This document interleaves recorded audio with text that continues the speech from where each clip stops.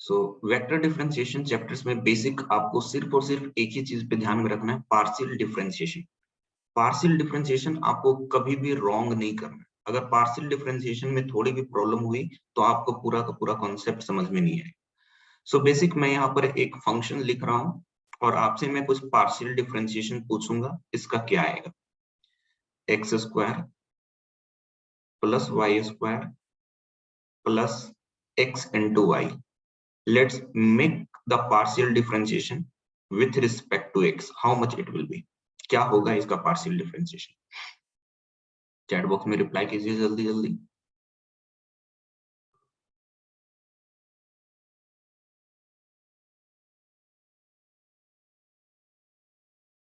X square का differentiation x के respect में 2x, y स्क्वायर है, एलोन टर्म है सर, ये x के रिस्पेक्ट में डिफरेंशिएशन है, इसका डिफरेंशिएशन 0 हो जाएगा।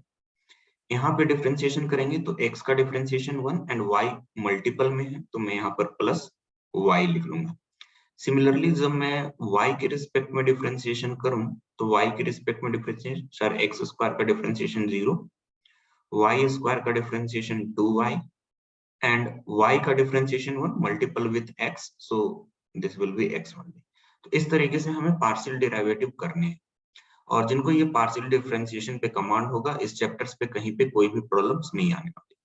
सो फर्स्ट ऑफ ऑल मैंने यहाँ पर एक वर्ड लिखा है del operator. Okay, del operator. So mechanical या सिविल में आप लोगों ने ऑब्जर्व किया था कि आपको कुछ ऐसे पढ़ाए गए होंगे टेक्निकल सब्जेक्ट फ्लूइड मैकेनिक्स में कि डेल डॉट एफ जो होते हैं वो नॉट इक्वल टू होते हैं एफ डॉट डेल, ऐसा कुछ बताया गया है ना। डेल डॉट एफ जो होते हैं एफ डॉट डेल के इक्वल नहीं होते।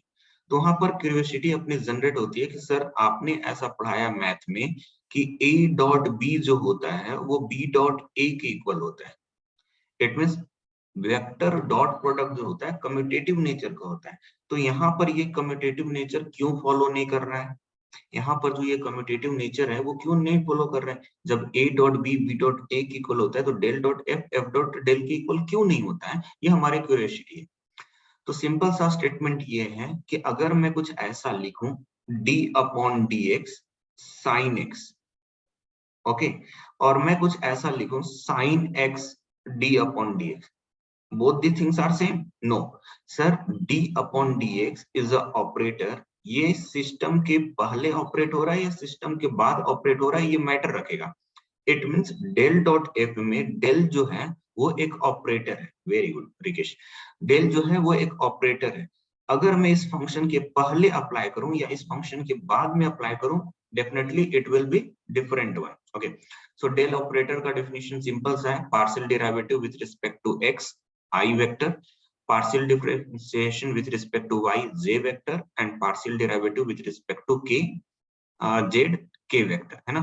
जब x के रिस्पेक्ट में करेंगे तो i वेक्टर लगाएंगे, y के रिस्पेक्ट में करेंगे तो j वेक्टर लगाएंगे एंड z के रिस्पेक्ट में करेंगे तो k वेक्टर लगाएंगे। ऐसा क्यों किया जाता है?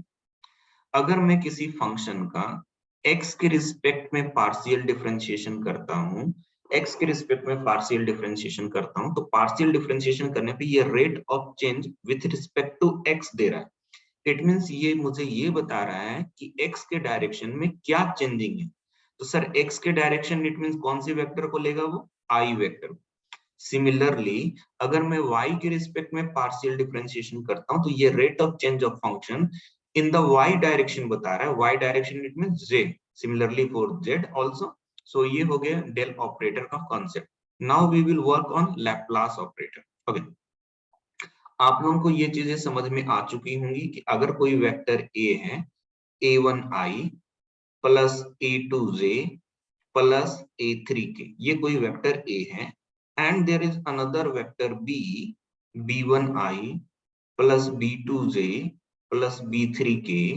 अगर इन दोनों ही वेक्टर का मैं डॉट प्रोडक्ट कर दूं तो a डॉट b की value a1b1 plus a2b2 plus a3b3 होगी जो कि एक स्केलर क्वांटिटी है ना।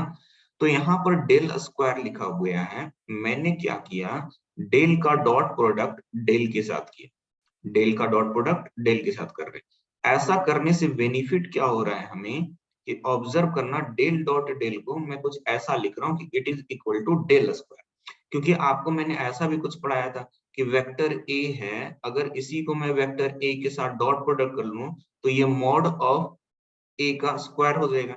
सर ये ऑपरेटर है, इसलिए हम इसके मॉड की तो बात नहीं करेंगे, ऑपरेटर में तो हम डायरेक्टली ऐसे लिख देंगे। सो डेल स्क्वायर मैंने लिख दिया यहाँ पर। नाउ ये बनेगा क्या, सोचो कि ये वाला वेक्टर है, इसी के साथ सेम वेक्टर को मैं यहाँ पे मल्टीपल कर दूं, del upon del x i plus del upon del y j plus del upon del z के।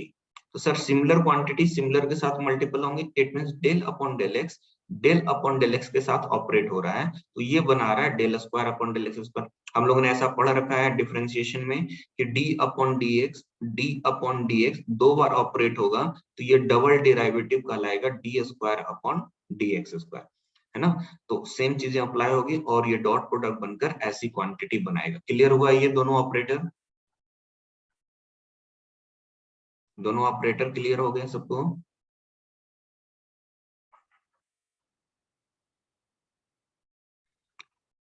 डेल ऑपरेटर नहीं, ये लैपलास ऑपरेटर स्केलर प्रोडक्ट है।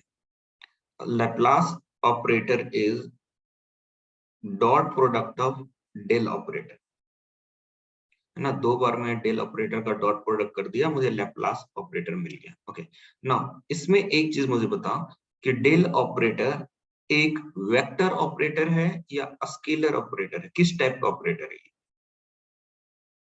किस टाइप का ऑपरेटर है ये? सर आई जे के दिख रहा है, डेफिनेटली ये क्या हो गया सर, वेक्टर ऑपरेटर हो गया, है ना। This is a vector operator. Now first order और सेकंड ऑर्डर, ऑर्डर क्या है इसका, कितनी बार डेरिवेटिव यूज किया गया है?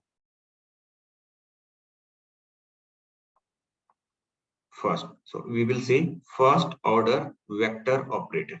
लैपलास ऑपरेटर के बारे में सोचिए, वेक्टर ऑपरेटर और स्केलर ऑपरेटर, कैसा ऑपरेटर है ये?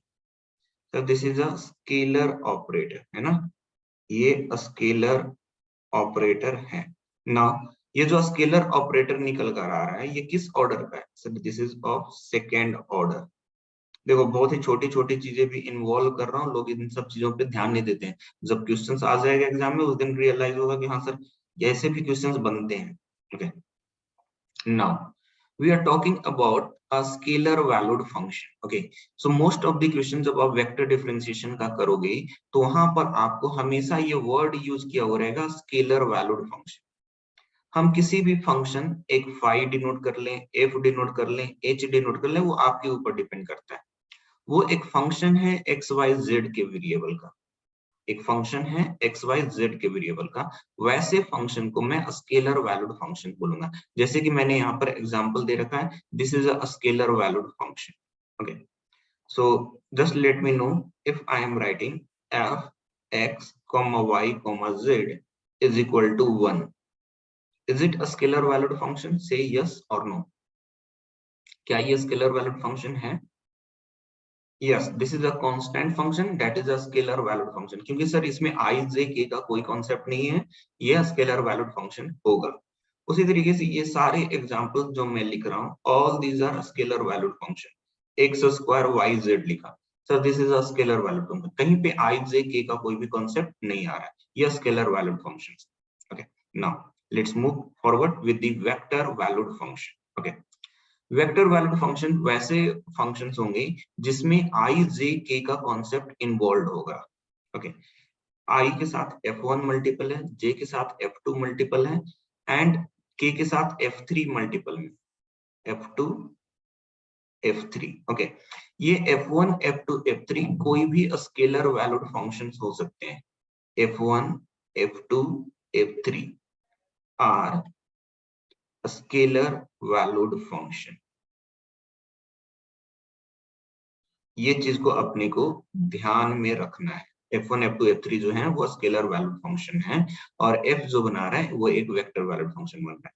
जैसे मैं ऐसा कुछ लिख दूं, f is equal to x i plus x y j minus z cube k. This is a vector valued function और यहाँ पर जितने भी आई जे के साथ मल्टीपल में है, यहाँ आई के साथ मल्टीपल में है x, f1 is x, f1 is a scalar valued function, f2 is xy, that is also a scalar valued function. f3 is minus zq, that is also a scalar valued function.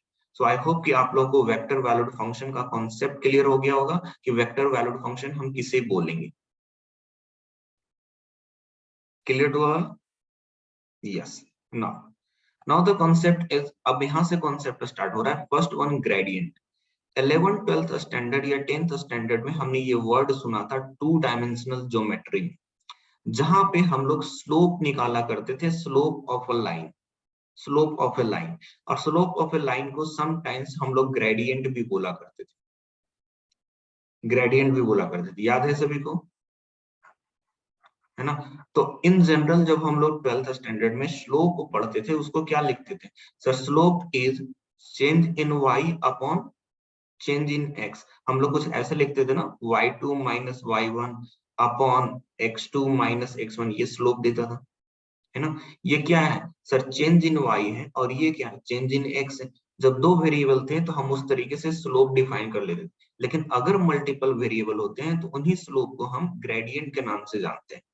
Gradient कैसे define करते हैं? Let's say किसी function से, कोई function है हमारे पास, f नाम है उस फंक्शन का, और f नाम है उस फंक्शन का, उसके कुछ ऐसे कंपोनेंट है, सॉरी वेक्टर नहीं लिखेंगे, स्केलर लिखेंगे, क्योंकि स्केलर वैल्यूड फंक्शन का हम लोग ग्रेडियंट निकाला करते हैं. सो f कोई है स्केलर वैल्यूड फंक्शन, है ना? इसका मैं ग्रेडियंट निकालना चाहता हूं, तो मैंने क्या किया, इसके आगे में ये डेल्टा का सिंबल लगा लिया. तो सर डेल्टा का सिंबल क्या होता है? डेल्टा का सिंबल होता है del upon del x i plus del upon del y j plus del upon del z k. ये होता है डेल्टा का सिंबल. सो अगर मैं डेल्टा एफ फाइंड आउट करने में इंटरेस्टेड हूं, तो मैं कुछ ऐसा बोलूंगा कि सर डेल्टा एफ जो होंगे ये डेल्टा है, और यहाँ पे एफ लिख लेता हूँ. इट मीन्स ये एफ इनसाइड मल्टीपल में चला जाएगा. तो इनसाइड ऑपरेटर होने के कारण मैं इसको कुछ ऐसा लिख सकता हूँ, del f upon del x i plus del f upon del y j plus del f upon del z k. ऐसा लिख सकते हैं. ये एफ हर जगह पे ऑपरेटर के साथ मल्टीपल में जा रहा है, और इस तरीके से लिखे. सो किसी भी स्केलर वैल्यूड फंक्शन के लिए, किसी भी स्केलर वैल्यूड फंक्शन के लिए उस फंक्शन का नाम क्या है? एफ है. उस फंक्शन का नाम क्या है? एफ है. तो उसके ग्रेडियंट को हम लिखने के लिए हम आइदर GRADF या फिर ये वाला सिंबल यूज करेंगे. ओके, ये वैल्यूज निकल कर आए. Just hold a minute. आशीष,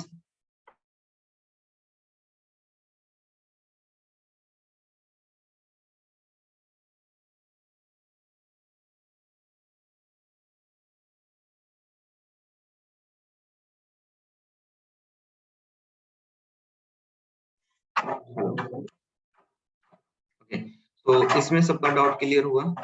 सबसे पहले ये बताओ कि यहाँ जो क्वांटिटी आपको दिख रही है, जो क्वांटिटी आपको दिख रही है, ये स्केलर है या वेक्टर है?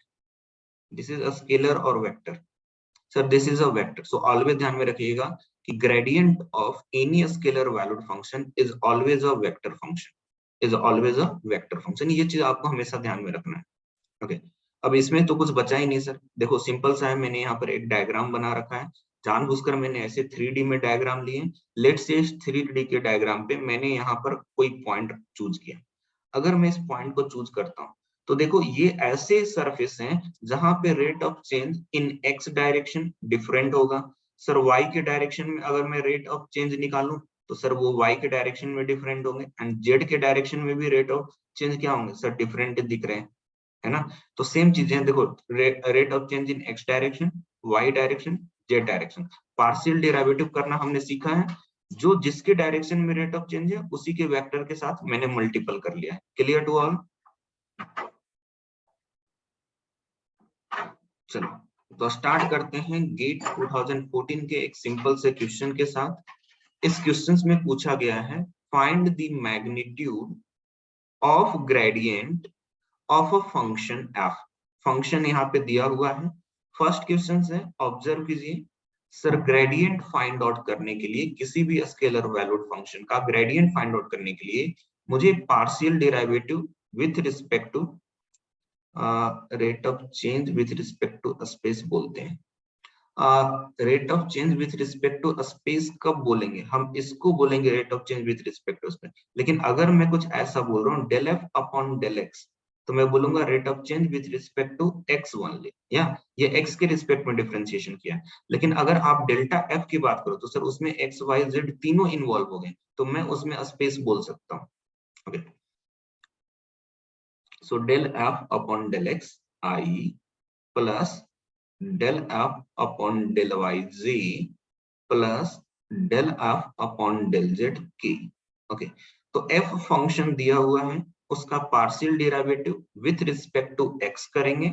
सर ये आ जाएगा 2x i प्लस फंक्शन दिया हुआ है y के रिस्पेक्ट में पार्शियल डिफरेंशिएशन करेंगे, it will become 6yj। z के रिस्पेक्ट में कीजिए, सर z के रिस्पेक्ट में करेंगे 3z² k बन गया है ना। काफी लोगों का आंसर, सबका आंसर भी आना स्टार्ट हो गया है। सो डेल्टा एफ आ गया हमारे पास। सर किसी पॉइंट की बात किया है 111 के पॉइंट, सो हम लोग बोलेंगे कि एट 111 पॉइंट, उस सरफेस जहां पर ये दिया हुआ है उसके 111 वाले पॉइंट पे डेल्टा एफ की वैल्यू कितनी है। तो डेल्टा एफ की वैल्यू आ गई 2i plus 6j plus 3k। X Y z सबकी वैल्यू 111 मैंने पुट कर दी ना। मुझे डेल्टा एफ नहीं पूछा है, उसका क्या पूछा है, मैग्नीट्यूड पूछा है। So it's magnitude is equal to, magnitude का कॉन्सेप्ट हम लोग को और ऑलरेडी पता है। सो 2 का स्क्वायर 4, 6 का स्क्वायर 36 एंड 3 का स्क्वायर 9। इसको जब सॉल्व करेंगे तो ये 49 आ रहा है and square root of 49 is 7। So 7 is the right answer for this question. सबसे आसान से क्वेश्चन वेक्टर डिफरेंशिएशन के बनते हैं ना। केमिकल का क्वेश्चन है 2017 का। ओके, मैं अब इसमें कुछ नहीं करने वाला, आंसर आपको देना है। क्वेश्चन ऐसे ही इजी इजी आते हैं, सो कोशिश कीजिए खुद से आंसर दे दें। और पेन चलाने की जरूरत नहीं है, सबसे बड़ी चीज है ना कि इन क्वेश्चंस में पेन चलाने की जरूरत नहीं है। या सबका आंसर आना स्टार्ट हो गया, सिंपल सा है सर। ग्रेडियंट पूछा है, मैं इस दिए हुए फंक्शन का x के रिस्पेक्ट में डिफरेंशिएशन करके i लगाऊंगा। सर इसका x के रिस्पेक्ट में differentiation 3x²। So 3x² i, 3x² i, यहाँ पे 3x² i नहीं है, यहाँ पर i का कोई कॉन्सेप्ट भी नहीं है। y के रिस्पेक्ट में डिफरेंशिएशन करेंगे तो सर 2y, सो 2yj आना चाहिए। ये आंसर हो गया, ये आंसर नहीं होगा, फिनिश हो गया क्वेश्चन, है ना। सो 1 मार्क के ही क्वेश्चन है, लेकिन सर इसमें 10 सेकंड का भी टाइम नहीं लग रहा है अपने को, क्वेश्चन रीड करने के बाद 10 सेकंड का भी टाइम नहीं लग रहा है। नाउ द नेक्स्ट कॉन्सेप्ट, इसको ध्यान से समझना। Okay, gradient of f of r. जैसे हमने आर के बारे में ऑलरेडी पढ़ा रखा है कि आर जो होता है वो मैग्नीट्यूड ऑफ पोजीशन वेक्टर होता है, and magnitude of position vector is square root of x² plus y² plus z²। अगर मैं डेल्टा आर निकालूं तो डेल्टा आर की वैल्यू कितनी होगी।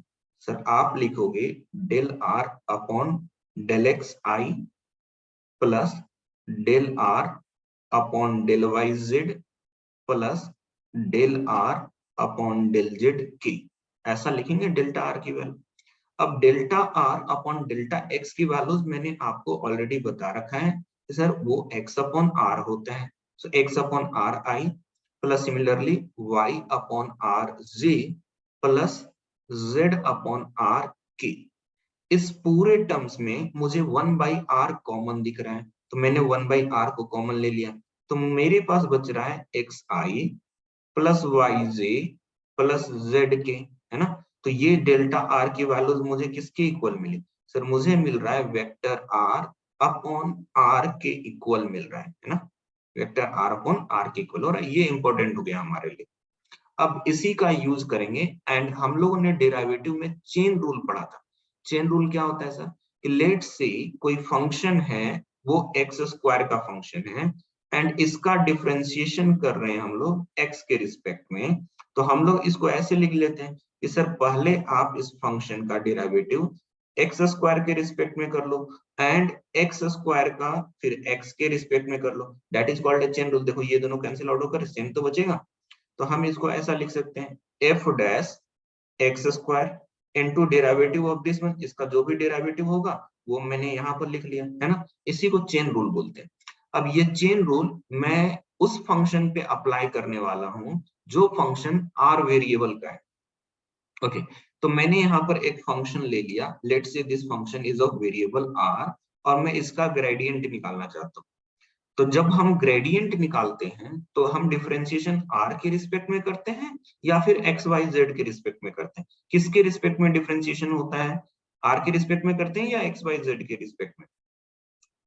सर ग्रेडियंट निकालने के टाइम पे एक्स वाई जेड के रिस्पेक्ट में डिफरेंशिएशन होता है, लेकिन सर ये फंक्शन तो आर का है पहले, तो मैं पहले एफ का डिफरेंशिएशन आर के रिस्पेक्ट में कर रहा हूं। मैंने पहले आर के रिस्पेक्ट में डिफरेंशिएशन कर लिया, लेटर ऑन इसके बाद हम लोग कुछ और भी ऑपरेशन कर रहे हैं। वो क्या? सर ये डिफरेंशिएशन वाला ऑपरेटर आर के ऊपर में अप्लाई हो जाएगा, तो मैंने डेल्टा आर लिख लिया। अब हमने ऑलरेडी डेल्टा आर का कैलकुलेशन कर रखा है, सो मैंने डायरेक्टली लिख लिया कि एफ डेल्टा एफ आर की value f dash r delta r, it means vector are upon r के इक्वल हो जाएगा, है ना। वेक्टर आर अपॉन आर के इक्वल हो जाएगा। सो हम कुछ ऐसा लिख सकते हैं। तो ये एक फार्मूला मैंने दिया कि कहीं पर भी अगर यूज में आए तो आप डायरेक्टली यूज कर सकते हो, डायरेक्टली यूज कर सकते हो। ओके, अब इसी कॉन्सेप्ट पे मैं कुछ क्वेश्चन दूंगा। सो पहला क्वेश्चन यहाँ पे है, मैकेनिकल 2018 का क्वेश्चन पूछा गया है। यहाँ पर इस क्वेश्चन में कुछ चीजें डिफाइन की गई, उनकी चीजों को हम लोग समझेंगे कि एक पोजीशन वेक्टर है r, so x i y Z के इक्वल है, यही होता है पोजीशन वेक्टर। उस पोजीशन वेक्टर का मैग्नीट्यूड जो है वो square root of x square plus Y square plus z square है, ये भी होता है, इसमें भी कोई डाउट नहीं है। नाउ एक फंक्शन डिफाइन किया है, phi is equal to l n mod r, या mod r it means just r, so don't get confuse with this one. Phi की वैल्यू एल एन आर के इक्वल है। अब मुझसे पूछा गया है कि डेल्टा फाई किसके इक्वल होगा? जरा अप्लाई करो और बताओ कौन सा आंसर आएगा आपका। यहाँ पे जो लिखा हुआ है वो vector are upon r dot r है। ओके, यहाँ पे वेक्टर आर है, एंड सर यहाँ पे vector are upon mod of vector are है, एंड यहाँ पर vector are upon mod of vector r का क्यूब है। ओके, तो सर एल एन आर का डिफरेंशिएशन कितना? एल एन आर का डिफरेंशिएशन 1/r, और हम लोग लिखेंगे vector are upon are.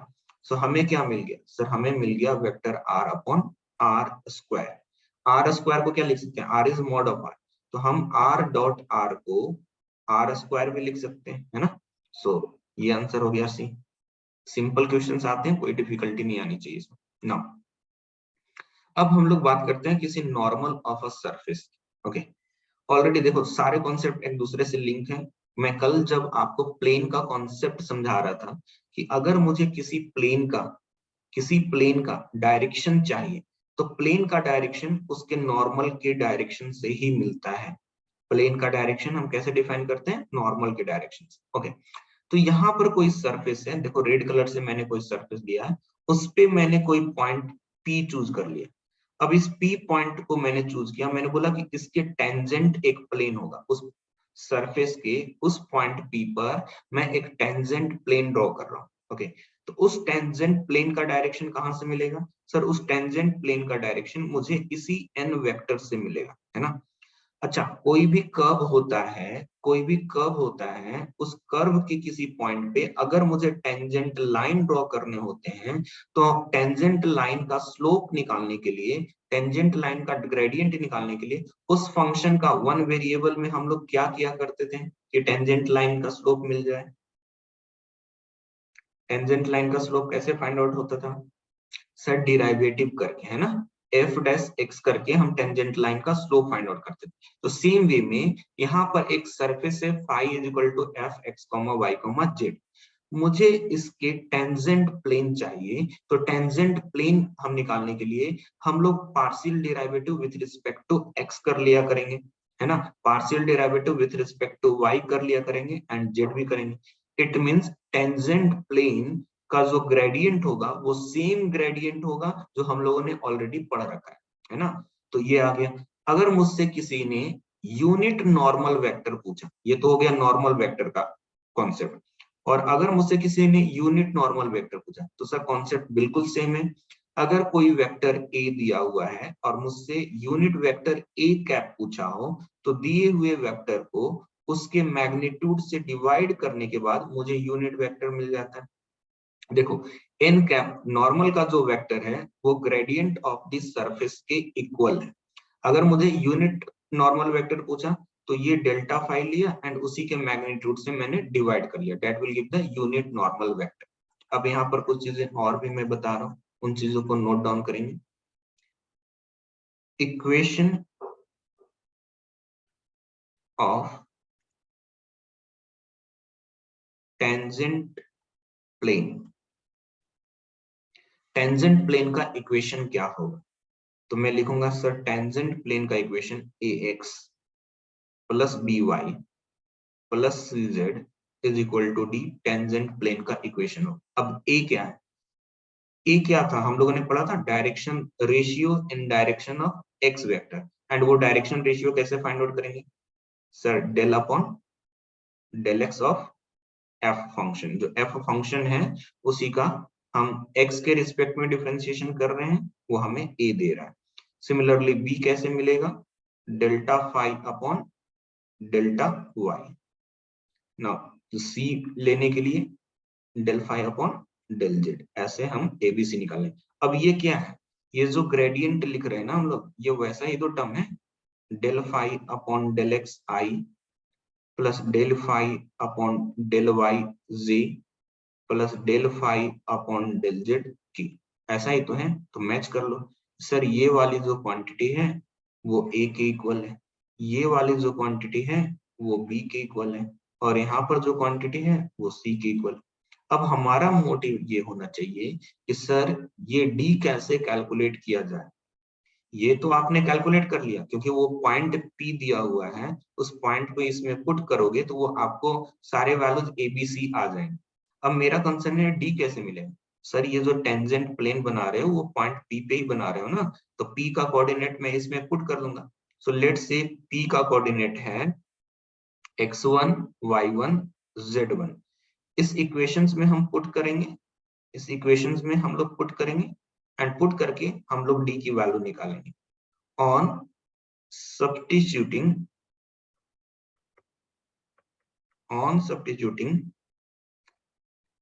x1 y1 z1 in equation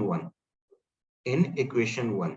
okay, equation 1 में मैं इन वैल्यूज को सब्स्टिट्यूट कर रहा हूं, we will get the value, है ना, हमें डी की वैल्यू मिल जाएगी। क्लियर हो गया सबको? अच्छा, अगर मुझे नॉर्मल लाइन का इक्वेशन चाहिए होगा, इक्वेशन ऑफ नॉर्मल लाइन चाहिए होंगे, तो वो इक्वेशन ऑफ नॉर्मल लाइन कैसे बनाएंगे? Equation of normal line,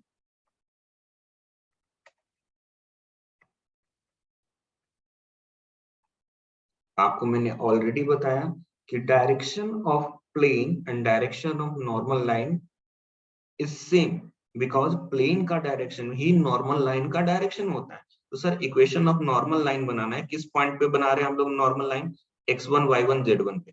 so x minus x1 upon a is equal to y minus y1 upon b is equal to z minus z1 upon c। देखो a b c यहां से लेंगे और यहाँ पे put कर लेंगे। क्लियर हो गया सबको?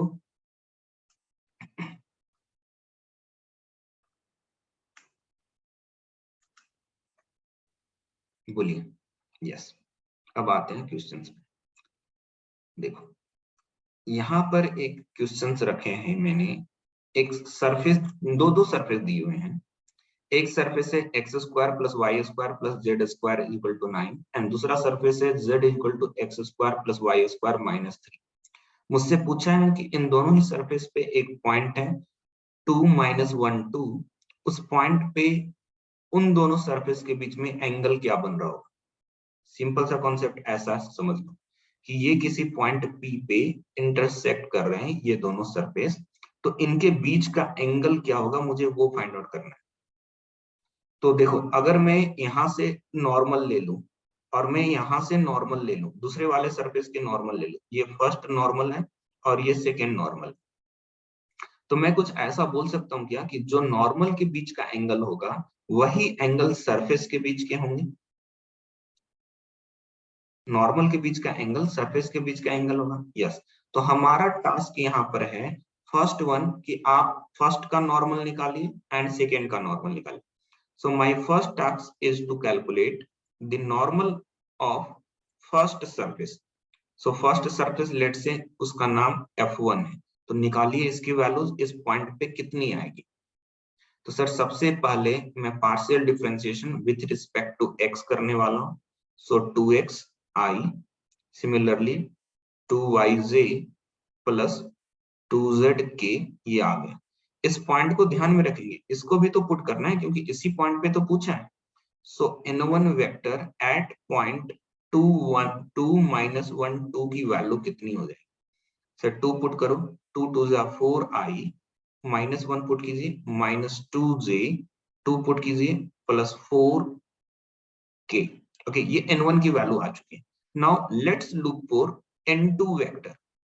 n2 वेक्टर, ओके, सो n2 वेक्टर हम सेकेंड वाले सरफेस को लेंगे एंड उसका ग्रेडियंट फाइंड आउट कर लेंगे। तो इस सरफेस को पहले मुझे एक तरीके से सारे वेरिएबल को वन साइड रख के देखना है। तो हम लोग कुछ ऐसा कर सकते हैं, x square plus Y square minus z minus 3 is equal to 0। तो ये एक फंक्शन बना है ना। ऑलवेज ध्यान में रखिएगा सारे वेरिएबल एक ही साइड में होना चाहिए। आपको इसको इस साइड में लाना है, नॉट एन इशू, इसको इस साइड में लाना है, नॉट एन इशू, बट सारे वेरिएबल वन साइड होने चाहिए। सो मैं partial differentiation with respect to x किया, 2xi similarly 2yj and minus के मिलेगा। क्यों? क्योंकि z का डिफरेंशिएशन 1 हो गया, तो ये माइनस के मिल गया। अब एट पॉइंट 2 माइनस 2 ये क्या वैल्यू देगा।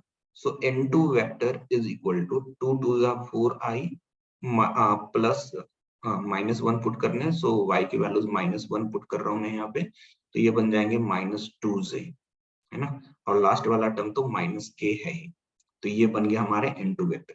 अब इन दोनों के बीच का एंगल पूछा है, तो किसी भी दो वेक्टर के बीच का एंगल निकालने के लिए हम cos थीटा वाला फार्मूला यूज करते हैं। सो हम लोग लिखेंगे n1 vector dot n2 vector upon mod of n1 vector and mod of n2 vector. So पहले n1 एंड n2 का डॉट प्रोडक्ट कीजिए। अगर इन दोनों का डॉट प्रोडक्ट करो तो सर यहाँ पे 16 प्लस 4 माइनस 4 अपॉन फर्स्ट का magnitude 16 plus 16 32 plus 4 36, so first का मैग्नीट्यूड 6 इनटू सेकंड का magnitude 16 plus 4 20 plus 1 21, so square root of 21। इसको सॉल्व करेंगे, फाइनली हम लोग थीटा निकालेंगे कॉस इनवर्स करने के बाद।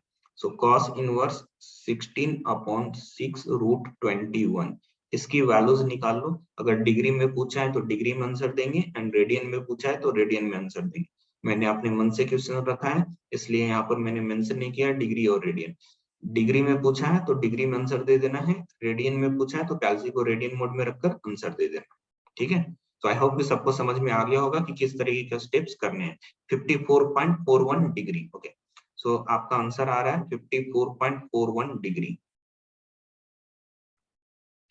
जब गेट वगैरह के एग्जाम्स में या आईएएस के एग्जाम्स में क्वेश्चंस आते हैं तो हाँ, तो क्वेश्चंस में हम लोग क्या करते हैं कि ऐसे वैल्यूज क्वेश्चन में सेट किया जाता है कि यहाँ पर आ जाए आपका cos इनवर्स 1/√2 √3/2 1/2, ताकि आप एग्जैक्ट आंसर बता पाओ। Now we are talking about directional derivative, okay। अब ये डायरेक्शनल डेरिवेटिव क्या होता है पहले इसको समझ लेते हैं, ओके, ठीक है। सो सब एक दूसरे से लिंक है, एक समझ में आया ना तो दूसरा ऑटोमेटिकली समझ में आएगा। ये एक सर सरफेस है ना, इसके किसी सरफेस पे मैंने एक पॉइंट चूज कर लिया P। इस सरफेस पे इस पॉइंट के नेबरहुड में रेट ऑफ चेंज क्या हो रहा है वो कौन सा वेक्टर बताएगा। इस सरफेस के पॉइंट P पे रेट ऑफ चेंज क्या हो रहा है वो कौन सा वेक्टर बताएगा। क्या मैं ऐसा बोलूं कि सर ये rate of change vector delta F होंगे, क्योंकि इसी में तो एक्स वाई एंड जेड सबके सब आ जाते हैं, है ना, ग्रेडियंट से मुझे रेट ऑफ चेंज मिलेगा। लेकिन मुझसे क्या पूछा है कि मुझे ये ग्रेडियंट तो बताओ, लेकिन वो ग्रेडियंट किसी अनदर वेक्टर ए के डायरेक्शन में बताओ कि ए के डायरेक्शन में कैसा रेट ऑफ चेंज है। ये तो हो गया सरफेस के लिए रेट ऑफ चेंज, लेकिन मेरे डायरेक्शन में कितना है, ए की डायरेक्शन में कितना है। तो आपको याद होगा कि मैंने एक प्रोजेक्शन का कॉन्सेप्ट करवाया था, वेरी गुड मनोज। मैंने एक प्रोजेक्शन का कॉन्सेप्ट कराया था कि एक फोर्स है लेट से एफ, अगर मुझे इसका प्रोजेक्शन किसी वेक्टर ए के डायरेक्शन में पूछा हो तो हम प्रोजेक्शन कैसे लिख रहे थे सर, एफ डॉट जिसके डायरेक्शन में बोला है उसके डायरेक्शन के यूनिट वेक्टर के साथ हम डॉट प्रोडक्ट कर लेंगे। So F dot A upon mod of A. अब सेम चीजें यहाँ पर आ रही है, हमसे क्या बोला है कि दिए हुए सरफेस पे हमने कोई पॉइंट पी चूज किया है। ये सरफेस का इक्वेशन है और ये सरफेस का इक्वेशन है f x comma y comma z let say phi, ऐसा इक्वेशन है। तो ये जो सरफेस है इसके किसी पॉइंट पी को चूज किया, वहां पे डायरेक्शनल डेरिवेटिव फाइंड आउट करना है। तो सबसे पहले मैंने ग्रेडियंट फाइंड आउट किया, ग्रेडियंट फाइंड आउट हो गया, किसके डायरेक्शन में वो रेट ऑफ चेंज पूछा है सर, किसी वेक्टर ए के डायरेक्शन में पूछा है, किसी वेक्टर ए के डायरेक्शन में पूछा है। तो ए के डायरेक्शन में अगर मुझे डायरेक्शनल डेरिवेटिव चाहिए तो ए के डायरेक्शन में ये क्या बना देगा, तो देखो सर इसका कंपोनेंट मुझे यहाँ पे लेना पड़ेगा, इसका कंपोनेंट मुझे यहाँ पे लेना पड़ेगा, और वो कंपोनेंट क्या आएगा, delta F dot vector A upon mod of vector A. और ये क्वांटिटी ही हमारी डायरेक्शनल डेरिवेटिव, ये क्वांटिटी ही कहलाएगी हमारे पास डायरेक्शनल डेरिवेटिव। हम किसका डायरेक्शनल डेरिवेटिव फाइंड आउट कर रहे हैं भाई sir, directional derivative of F. हम एफ का डायरेक्शनल डेरिवेटिव फाइंड आउट कर रहे हैं, किसके डायरेक्शन में फाइंड आउट कर रहे हैं, इन the direction of vector A. हम ए के डायरेक्शन में फाइंड आउट कर रहे हैं। क्लियर हो गया सबको? Yes, now let's move to the next question. Civil engineering 2015 का क्वेश्चन, सारे क्वेश्चन जितने भी नए ले लो कितने भी पुराने ले लो, हर में सेम कॉन्सेप्ट होगा, कुछ भी नया नहीं लगेगा। जैसे ही वर्ड आया डायरेक्शनल डेरिवेटिव, हमारा फर्स्ट टास्क होना चाहिए कि जल्दी से जल्दी दिए हुए स्केलर फील्ड का ग्रेडियंट फाइंड आउट कर लो। तो वेक्टर है स्केलर फील्ड है u, तो मैं डेल्टा u सबसे पहले फाइंड आउट कर लूंगा। तो डेल्टा u फाइंड आउट करने के लिए इस पूरे टर्म का x के रिस्पेक्ट में differentiation, sir 2x i, y के रिस्पेक्ट में डिफरेंशिएशन 3 माइनस 3z, सो j, z के रिस्पेक्ट में डिफरेंशिएशन -3y वेक्टर के। ये ग्रेडियंट आ गया हमारा, है ना, डायरेक्शन ऑफ द वेक्टर। अब किस पॉइंट पे पूछा था, 2 - 1 4 पे, तो हम लोग उस पॉइंट को भी ध्यान में रखेंगे, 2 - 1 4। सो डेल्टा u की वैल्यू, x की वैल्यू 2 पुट कीजिए तो ये आ गया 4i।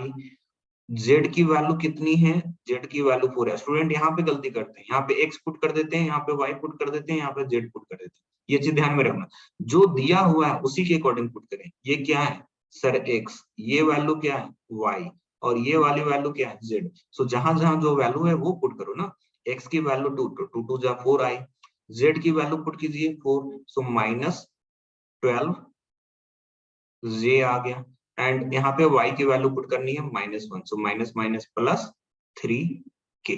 ओके, सबका आंसर अलग अलग आ रहा है। तो डेल्टा u आ गया सर हमारे पास। अब मुझे डायरेक्शनल डेरिवेटिव की बात किया जाए तो डायरेक्शनल डेरिवेटिव की वैल्यू हो जाएगी डेल्टा u डॉट, जो दिया हुआ वेक्टर है वो वेक्टर लिख लेते हैं। सचिन में आ रहा हूं आपके पॉइंट पे, जस्ट वेट कर लो। i plus j -2k divided by दिए हुए वेक्टर का magnitude. Sir magnitude find out करने के लिए 1 का स्क्वायर प्लस 1 का स्क्वायर एंड -2 का स्क्वायर कर लेंगे, है ना।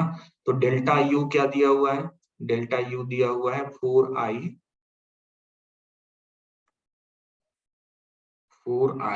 -12j plus 3k। इसका सर डॉट प्रोडक्ट कर लेना है i j एंड -2k के साथ, एंड इस पूरे को डिवाइड कर लेना है इसके मैग्नीट्यूड से। तो इसका मैग्नीट्यूड भैया, इसका मैग्नीट्यूड कितना निकल कर आएगा, 2 का स्क्वायर 4, 1 एंड 1, तो ये आगे √6। अब डॉट प्रोडक्ट कर लो, 4 का 1 के साथ 4, -12 का, सर ये -12, 3 -2 -6 upon √6, can we say the value is -14 upon √6। अब बोलिए सचिन, क्या डाउट है आपको?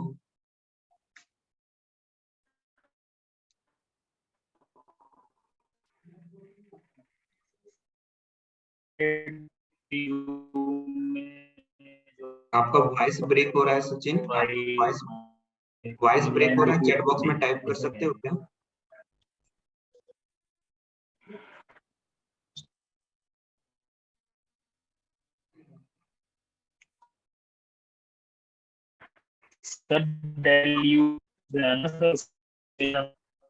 वॉइस ब्रेक हो रहा है सचिन, आपका नेटवर्क प्रॉपर नहीं है आई थिंक। आप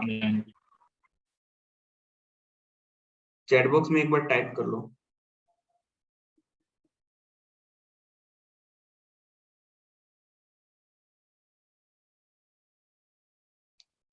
डेल यू रिपीट करें, ओके ठीक है।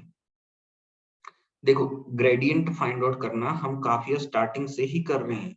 अगर मुझे डेल्टा यू फाइंड आउट करना है, u is a scalar function, पहले del u upon del x करेंगे, आई वेक्टर लगाएंगे, प्लस देन हम लोग del u upon del y करेंगे, जे वेक्टर लगाएंगे, and then del u upon del z लिखेंगे, के वेक्टर लगाएंगे। ये हो गया ग्रेडियंट का कॉन्सेप्ट।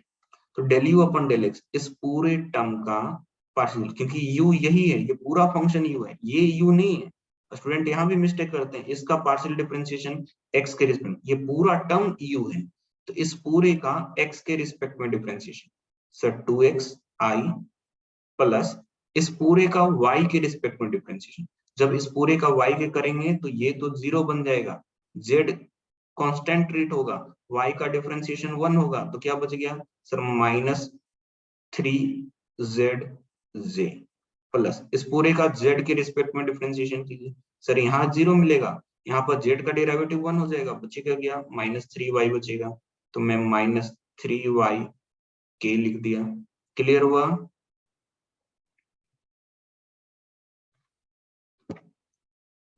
सचिन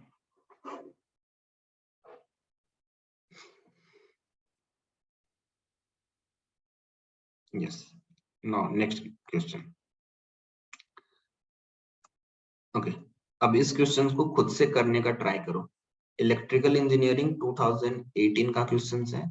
एक स्केलर वैल्यूड फंक्शन दिया हुआ है फाई, और इस स्केलर वैल्यूड फंक्शन का आपसे पूछा है directional derivative eight the point this one in the direction of this vector p। So p के डायरेक्शन में पूछा है, तो डायरेक्शनल डेरिवेटिव जो हो जाएंगे वो हो जाएंगे, फंक्शन का नाम फाई है, सो मैं यहाँ पर डेल्टा फाई लिख लेता हूँ, डायरेक्शन का नाम p है, सो मैं वेक्टर p लिख लेता हूँ, divided by mod of vector p लिख लेता हूँ। जो पॉइंट पे पूछा है उस पॉइंट को यहाँ पे पुट करना है, वो पॉइंट को हमेशा ध्यान में रखेंगे, वो पॉइंट पे पुट होगा। ओके सो फाइंड आउट कीजिए, आपका फर्स्ट टास्क है डायरेक्शनल डेरिवेटिव में ग्रेडियंट फाइंड आउट करना eight the point 2 - 1 1। Find out कीजिए, उसके बाद इस पॉइंट के अकॉर्डिंग आंसर बताइए क्या आ रहा है।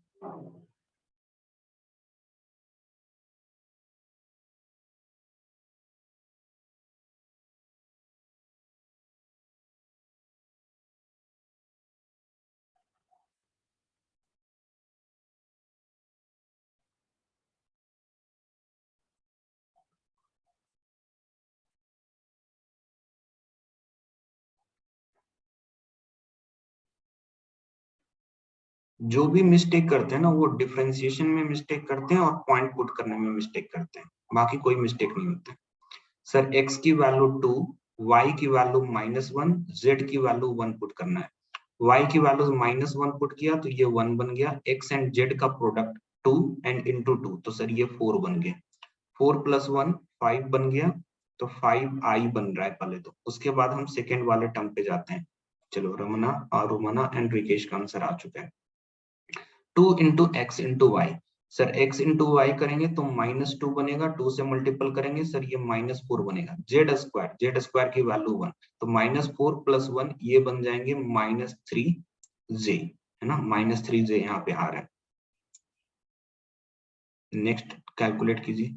सर यहाँ पे आएंगे y इंटू जेड करना है, y इंटू जेड करेंगे -1 और 2 के साथ मल्टीपल करना है तो -2 एक्स स्क्वायर, सर 2 का स्क्वायर 4, 4 - 2 कितने बन गए, 2 बन गए, तो ये हो गया +2 के।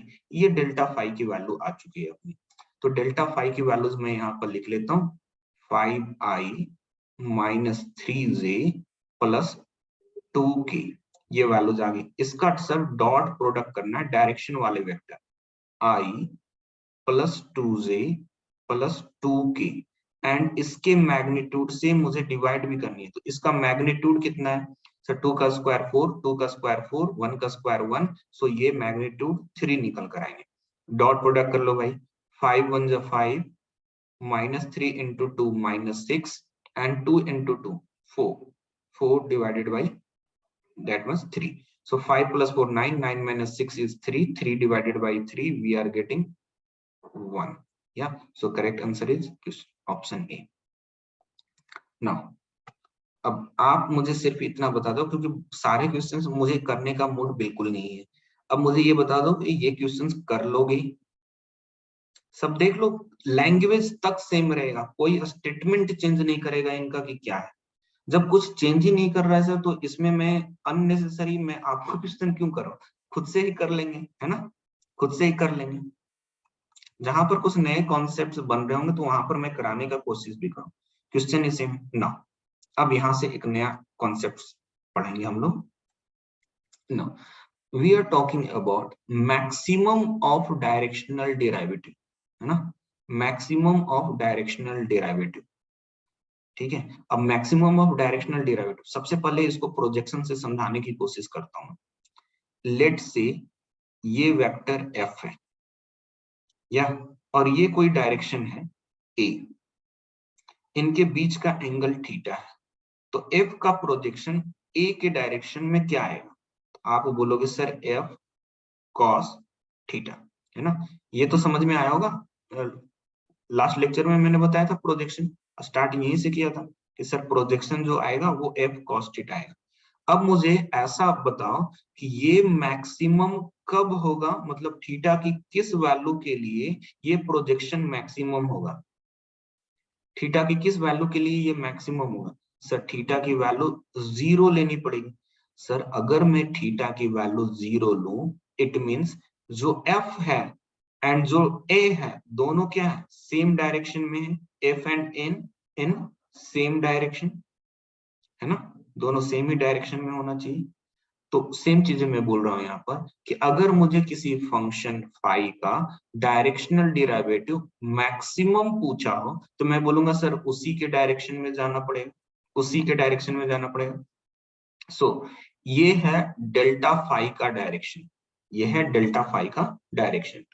मुझे इसी के डायरेक्शन में प्रोजेक्शन चाहिए, तो इसी के डायरेक्शन में प्रोजेक्शन लेने के लिए मैं क्या करूंगा, डेल्टा फाई से मल्टीपल करूंगा एंड डिनोमिनेटर में क्या करूंगा, मॉड ऑफ डेल्टा फाई कर लूंगा। ये चीजें समझ में आनी चाहिए सबको कि सर मुझे फाई फंक्शन का ग्रेडियंट चाहिए, डायरेक्शनल डेरिवेटिव चाहिए उसी के डायरेक्शन, सर उसी के डायरेक्शन में चाहिए तो डेल्टा फाई डायरेक्शन भी उसी से लोगे, so delta phi upon mod of delta. अब देखो delta phi dot delta phi को क्या लिख सकते हैं सर, उसको लिख सकते हैं मॉड ऑफ डेल्टा फाई का स्क्वायर, एंड इसको डिवाइड किससे कर रहे हैं, तो मॉड ऑफ डेल्टा फाई से डिवाइड कर ले रहे हैं। अब ये दोनों कैंसिल आउट होकर क्या बन जाएगा मेरे भाई, सर ये कैंसिल आउट होकर मॉड ऑफ डेल्टा फाई बन जाएगा, है ना। तो यही लिखा है हमने कि किसी भी फंक्शन का maximum of directional derivative mod of delta phi होगा, मॉड ऑफ डेल्टा फाई होगा। कभी कभी वो पूछेगा कि किसके डायरेक्शन में होता है, किसके डायरेक्शन में होता है, तो सर उसका डायरेक्शन क्या होता है, in the direction of what sir, delta phi के डायरेक्शन में ही होगा, है ना, डेल्टा फाई के ही डायरेक्शन में हमें वो मैक्सिमम डायरेक्शनल डेरिवेटिव मिलेंगे। ये हो गए। अब देखो इसके ऊपर तो और भी आसान से क्वेश्चंस बनते हैं। ये है प्रोडक्शन एंड इंडस्ट्रियल इंजीनियरिंग 2014 का क्वेश्चन। आपसे पूछ दिया है कि इस फंक्शन का directional derivative, it means delta phi at the point this becomes maximum in the direction of, किस डायरेक्शन में मैक्सिमम होगा, किस डायरेक्शन में मैक्सिमम होता है भाई सर, डायरेक्शनल डेरिवेटिव के ही डायरेक्शन में मैक्सिमम होता है। तो वो डायरेक्शन कहां से मिलेगा सर, वो डायरेक्शन मिलेगा डेल्टा फाई से। फिर से क्वेश्चन वही आ गया, सेम चीजें हर क्वेश्चन में करवा रहे हैं, कुछ नया नहीं करवा रहे हैं। डेल्टा फाई, तो सर इसका डेल्टा फाई क्या निकल कर आएगा, एक्स के रिस्पेक्ट में डिफरेंशिएशन करेंगे तो सर 2z i, y के रिस्पेक्ट में डिफरेंशिएशन करेंगे सो -2yj, एंड z के रिस्पेक्ट में डिफरेंशिएशन करेंगे तो 2x वेक्टर के, देखो रुकना एंड आंसर आ रहा है सबका। पॉइंट है 132, x की वैल्यू 1, y की वैल्यू 3, z की वैल्यू 2, z की वैल्यू 2 पुट किया 2 2 जा 4 सो 4i, y की वैल्यू 3 पुट किया सो 3 2 जा 6 6j, x की वैल्यू 1 पुट किया तो ये 2k निकल कर आए so 4i minus 6j plus 2k that is in option B. Clear हो गया। अब ऐसे क्वेश्चन 2 मार्क में पूछते हैं, कोई सेंस नहीं बनता। क्यों पूछ रहे हैं, क्योंकि ये वाले टॉपिक सबको ही नहीं पढ़ाता। डायरेक्शनल डेरिवेटिव तो पढ़ा देते हैं लेकिन मैक्सिमम इन द डायरेक्शन ऐसा कोई नहीं जल्दी पढ़ाता है। सो इसीलिए ये क्वेश्चन 2 मार्क्स में पूछ दिया जाता है। नाउ डाइवर्जेंस, ठीक है। अब डाइवर्जेंस क्या होता है सर, तो किसी भी फंक्शन का अगर मुझे डाइवर्जेंस डिफाइन करना हो तो मैथमेटिकली क्या होता है और फिजिकली क्या होता है, मैं दोनों चीजें एक्सप्लेन कर रहा हूँ। डायरेक्शनल ऑफ, हम डायरेक्शनल डेरिवेटिव फाइंड आउट करते थे स्केलर वैल्यूड फंक्शन। अब यहाँ पर वर्ड आ रहा है डाइवर्जेंस। तो डाइवर्जेंस हम लोग जो कैलकुलेट कर रहे होते हैं वो किसका कैलकुलेट कर रहे होते हैं, वेक्टर फंक्शन का, है ना, वेक्टर फंक्शन। ऑलवेज ध्यान में रखिएगा कि वो वेक्टर फंक्शन f जो है वो कंटिन्यूअसली डिफरेंशिएबल होना चाहिए, मतलब एटलीस्ट 2 बार तो डिफरेंशिएशन या 1 बार तो डिफरेंशिएबल होना चाहिए। क्योंकि अगर उसका पार्शियल डेरिवेटिव एग्जिस्ट नहीं करेगा तो सर हम उसका डाइवर्जेंस डिफरेंशिएशन करेंगे कैसे, वो पॉसिबल नहीं हो पाएगा। इसलिए हमें डाइवर्जेंस के लिए वो करना होता है। नाउ अब डाइवर्जेंस फाइंड आउट कैसे करेंगे, उसको शॉर्ट में क्या लिखते हैं, पहले चीज DIVF सम टाइम यूज किया रहेगा, और डाइवर्जेंस जो होता है वो डॉट प्रोडक्ट होता है ग्रेडियंट वाला जो वेक्टर है ना, उसका और दिए हुए वेक्टर f का।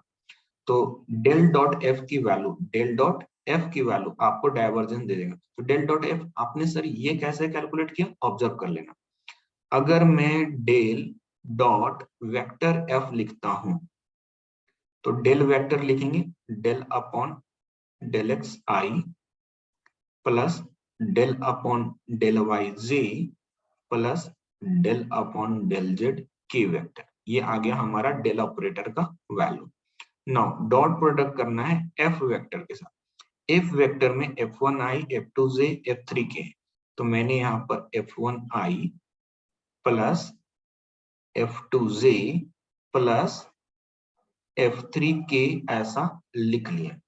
अब जब मैं इसको इसके ऊपर ऑपरेट करूंगा तो क्या मैं ऐसा लिख सकता हूं, del f1 upon del X plus del f2 upon del Y plus del f3 upon del Z. Sir ऐसा कैसे लिखा, देखो ये आई के साथ ही मल्टीपल होगा क्योंकि डॉट प्रोडक्ट है, तो आई के साथ क्या है f1 और ये प्री में क्या है डेल अपॉन डेल एक्स, तो del upon del X f1 के साथ हो गया, del upon del Y f2 के साथ हो गया and del upon del Z f3 के साथ हो गया। नाउ मुझे बताइए कि ये जो वैल्यूज निकल कर आई है वो एक वेक्टर क्वांटिटी है या स्केलर क्वांटिटी है, ये जो वैल्यूज हमने कैलकुलेट करके यहाँ पे रखा है वो स्केलर क्वांटिटी है या वेक्टर क्वांटिटी है, बताइए पहले। ये जो क्वांटिटी आई है वो स्केलर है या वेक्टर है, sir this is a scalar because dot product is always a scalar quantity. Okay, ना। अब देखो यहाँ पर मैंने कुछ डायग्राम बनाए रखे हैं आपको समझाने के लिए कि एक्चुअली ये फिजिकली क्या रिप्रेजेंट करता है। सर कोई सरफेस ऐसा है, उस सरफेस पे मैं अगर खड़ा होकर देखूं तो मुझे ऐसा दिख रहा है, मतलब एक ऐसा, चलो मैं एग्जांपल के साथ ले लेता हूँ। ये बॉल्स है, ये एक बॉल्स है ना, बॉल्स सबके घर में होगा, वो देख सकते हैं। मैं यहाँ पे वाटर डाल दे रहा हूँ ना, मैंने क्या किया, इसके ऊपर में वाटर डाल दिया। अगर मैं इसके ऊपर में वाटर डाल दूं तो सर वाटर क्या इसके ऊपर टिका हुआ रहेगा या फिर वो वाटर नीचे आएंगे?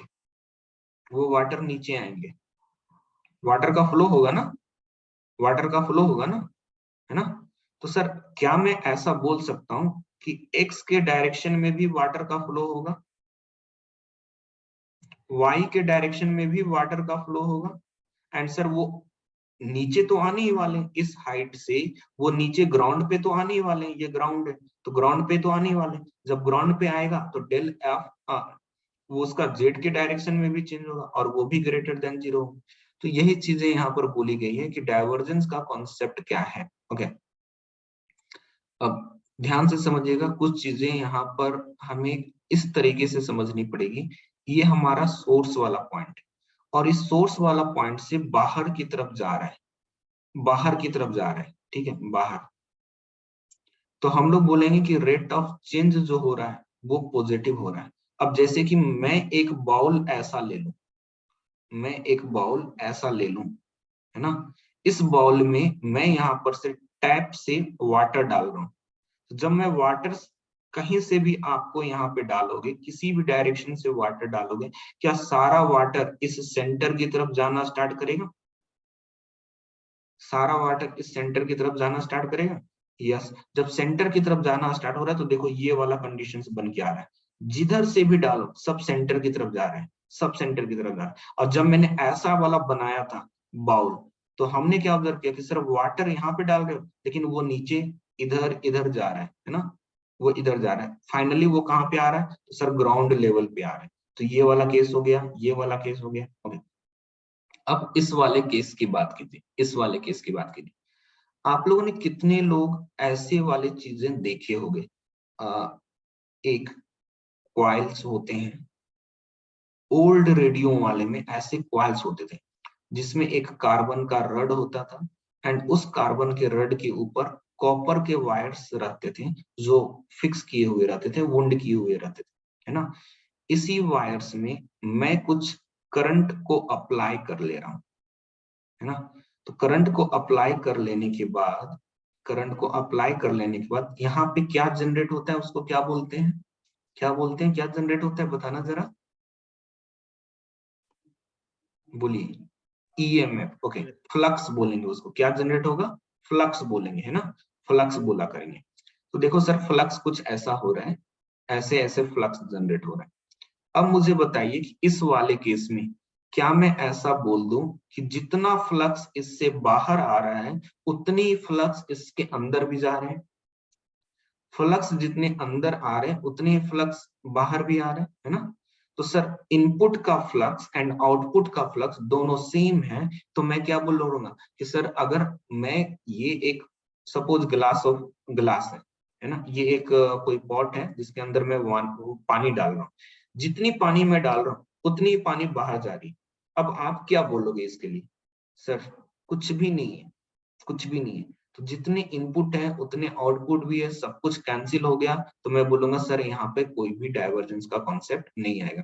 और वैसे वाले केस में हम लोग डेल्टा वी की वैल्यू 0 बोलेंगे।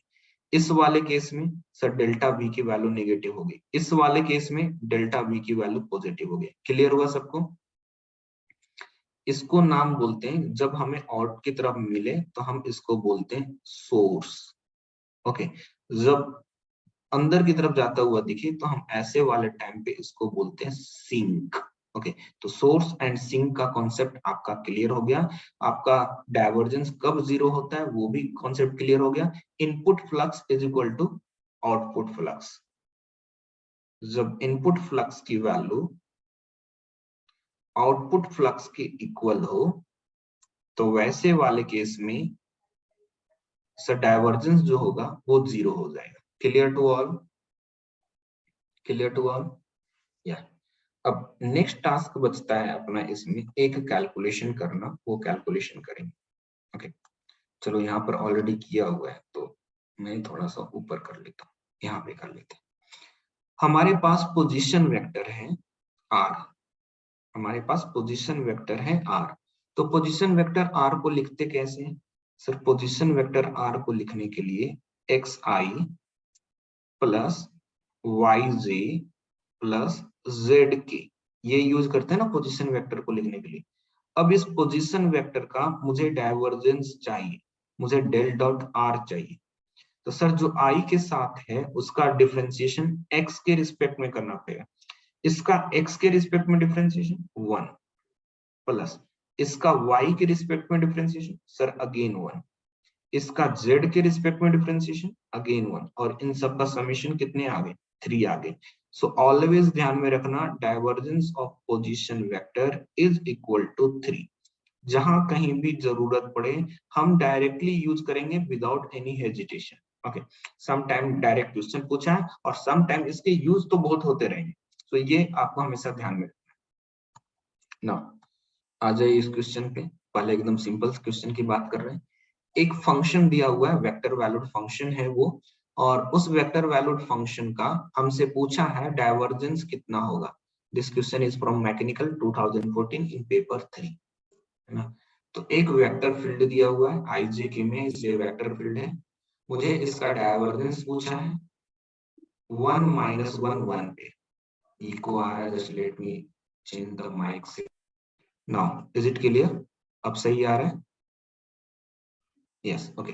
अब यहाँ पर सर डाइवर्जेंस पूछा है दिए हुए वेक्टर फील्ड का at the point this one. So let's see, इसका नाम मैं एफ रख लेता हूँ, और डाइवर्जेंस पूछा है तो डाइवर्जेंस हो जाएगा डेल डॉट एफ वेक्टर, है ना। ये वेक्टर है तो एफ वेक्टर नाम ले लीजिए इसको। तो डेल डॉट एफ वेक्टर की वैल्यू हमें फाइंड आउट करनी है। तो इसके आई वाले कंपोनेंट का एक्स के रिस्पेक्ट में डिफरेंशिएशन, सर ये बन गया 2xz प्लस जो j के साथ है उसका y के रिस्पेक्ट में डिफरेंशिएशन, सर x प्लस जो k के साथ है उसका z के रिस्पेक्ट में डिफरेंशिएशन माइनस 2yz, है ना। z स्क्वायर का 2z एंड y वैसे ही है, नेगेटिव साइन का नेगेटिव साइन का।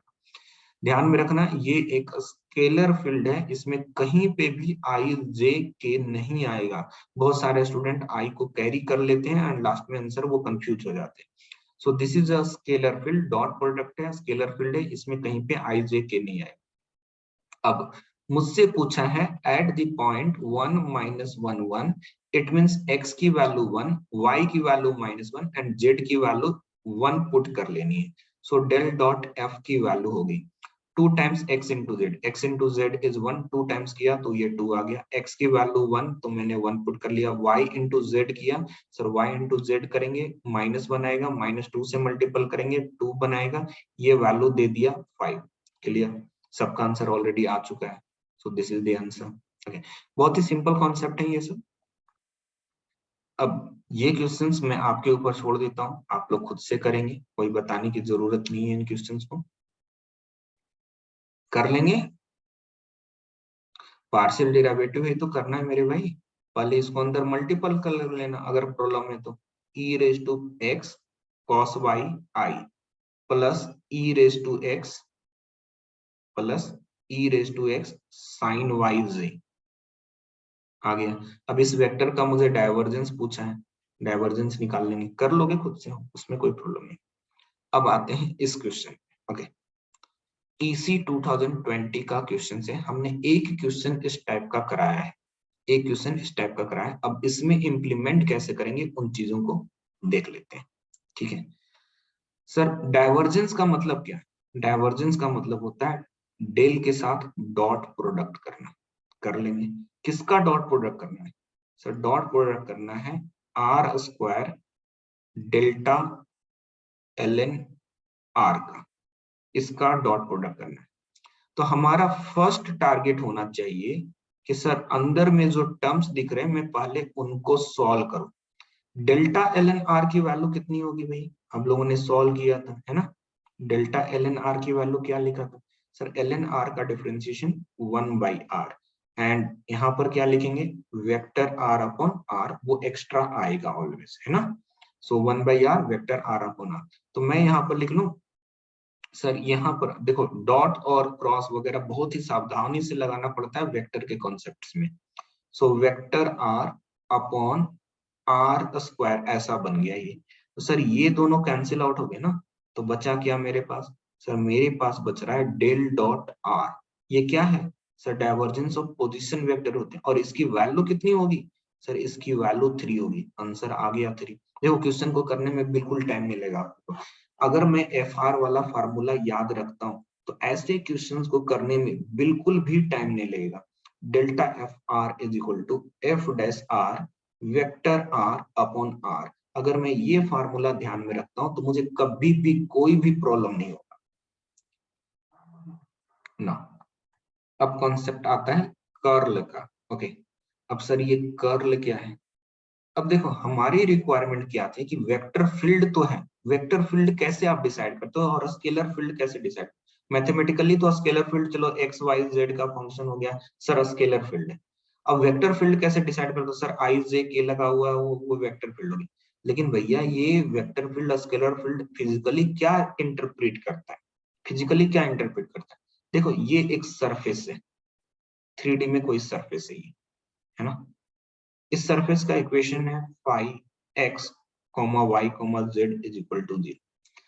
मैं ईच सरफेस का इक्वेशन ड्रॉ तो कर सकता हूँ कि वो कैसा है, हाइट उसकी किस पॉइंट पे क्या है, एक्स में क्या वैल्यूज है, वाई की वैल्यूज क्या है। जैसे सिंपल, अगर मैं बोलूं X plus Y square equal to 1 मुझे ड्रॉ करना, तो मैं एक्स की वैल्यू 0, वाई की वैल्यू 0 ऐसे ले लेकर मैं जेड की वैल्यूज निकालते चला जाऊंगा। लेट से जेड इज इक्वल टू ये सरफेस है X plus Y square minus 1, X and Y दोनों की वैल्यू 0 ली तो जेड की वैल्यू कितनी मिली, -1। और x की वैल्यू अगर मैं 0 लूं, y की वैल्यू 1 लूं, तो z की वैल्यू कितनी हो जाएगी सर, 0। ऐसे में सारे पॉइंट्स को लोकेट करके क्या मैं सरफेस बना सकता हूँ, सरफेस वैसे ही बनता है। तो सर ये स्केलर फील्ड का कॉन्सेप्ट। वेक्टर फील्ड का कॉन्सेप्ट क्या, वेक्टर फील्ड का कॉन्सेप्ट क्या, अब देखो ये सब मैं सब फ्लूइड मैकेनिक्स से रिलेट कर लूंगा। ये एक रिवर है और इसमें वाटर फ्लो कर रहे हैं, मैंने जानबूझकर सी नहीं बोला है अभी, वाटर बोला है, वो भी रिवर में बोला है। ओके, जब रिवर शांत नहीं होता है, जैसे आप ले लो कि कहीं पे गंगा रिवर ले लो, है ना, तो उसमें जब वाटर्स आते हैं तो उसके टाइड्स की तरीके से ऐसे फ्लो होता है ना, ऊपर नीचे ऐसे फ्लो होता है। या तो ऐसे वाले केस में सोचो आप कि sir each coordinate x and y and z हर एक पॉइंट पे चेंज होते जा रहा है ना, हर एक पॉइंट पे चेंज होते जा रहा है, तो फ्लो भी उसका क्या है सर, फ्लो भी चेंज करता चले जाएगा, फ्लो का डायरेक्शन भी चेंज कर देगा। इट मींस इसमें वेक्टर के कॉन्सेप्ट भी इन्वॉल्व हो रहे हैं। ओके, अब कर्ल की बात करते हैं कि सर कर्ल क्या होता है और उसको कैसे डिफाइन करते हैं। तो कर्ल को डिफाइन करने के लिए उस वेक्टर एफ का क्रॉस प्रोडक्ट लेना पड़ता है ऑपरेटर डेल के साथ, ऑपरेटर डेल के साथ। अब आप मुझे ये चीज पहले बताएंगे कि लेट से ए क्रॉस बी की मैं बात करूं, तो ए क्रॉस बी क्या रिप्रेजेंट करता है, तो मैं बोलूंगा सर एक ऐसा वेक्टर जो ए के परपेंडिकुलर हो, बी के परपेंडिकुलर हो, एंड ए एंड बी से बनने वाले जो भी प्लेन होंगे उन सबके परपेंडिकुलर हो। इज इट ट्रू, है ना। यस, अच्छा मैं ए डॉट बी की मैं बात करूं तो ए डॉट बी क्या बताएगा, देखो पहले ऐसा सोच लो, A dot B upon mod of B, ये क्या बता रहा है, इसी से पता चलेगा कि डॉट प्रोडक्ट क्या होता है एक्चुअली। सर ये डॉट प्रोडक्ट मुझे बता रहा है कि ए का प्रोजेक्शन बी के डायरेक्शन में कितना है, ए का प्रोजेक्शन बी के डायरेक्शन में कितना है, अगर मैं इस डॉट प्रोडक्ट की बात, तो यहाँ पर ये प्रोजेक्शन बता रहा है ना, प्रोजेक्शन बता रहा है, और यहाँ पर क्या बता रहा है सर, परपेंडिकुलर डायरेक्शन की बात कर। तो हमेशा ध्यान में रखिएगा कि दोनों में क्या चेंजिंग है, कर्ल एंड ग्रेडियंट में फिजिकली क्या चेंजिंग है, वो चीज समझने की जरूरत है। अगर मैं डेल डॉट एफ की मैं बात करूं तो ये रेट ऑफ चेंज दे रहा है किसके डायरेक्शन में, और ये रेट ऑफ चेंज दे रहा है किसके डायरेक्शन में, ये समझने की जरूरत है।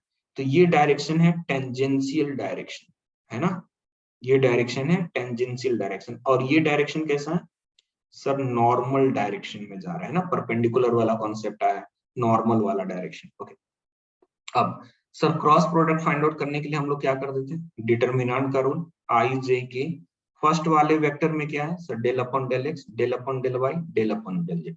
सेकेंड वाले वेक्टर में क्या है सर, F1 F2 F3, तो मैंने यहाँ पर F1 F2 F3 लिख लिया है ना, तो ये चीज ध्यान में रखें। इसके लिए भी कोई ये वाला गलती नहीं करेगा कि डेल क्रॉस एफ की value not equal to minus of F cross del होती है, ऐसा कर सकते हैं क्या, एफ क्रॉस डेल ना, हम लोग इन जनरल पढ़ते थे ना, ए क्रॉस बी की वैल्यू इक्वल होती है minus of B cross A के, है ना, ऐसा लिखते थे ना, लेकिन यहाँ पे ऐसा नहीं करें, क्यों, क्योंकि ऑपरेटर है ना, ऑपरेटर है, इसलिए हम ऐसा चेंजिंग नहीं करेंगे। ओके, अब आपका टास्क यहाँ पर मैं ये चीज दे रहा हूँ कि भैया आप मुझे ये बताओ कि पोजीशन वेक्टर आर जो है उसका कर्ल कितना होगा, what will be the curl of position vector are.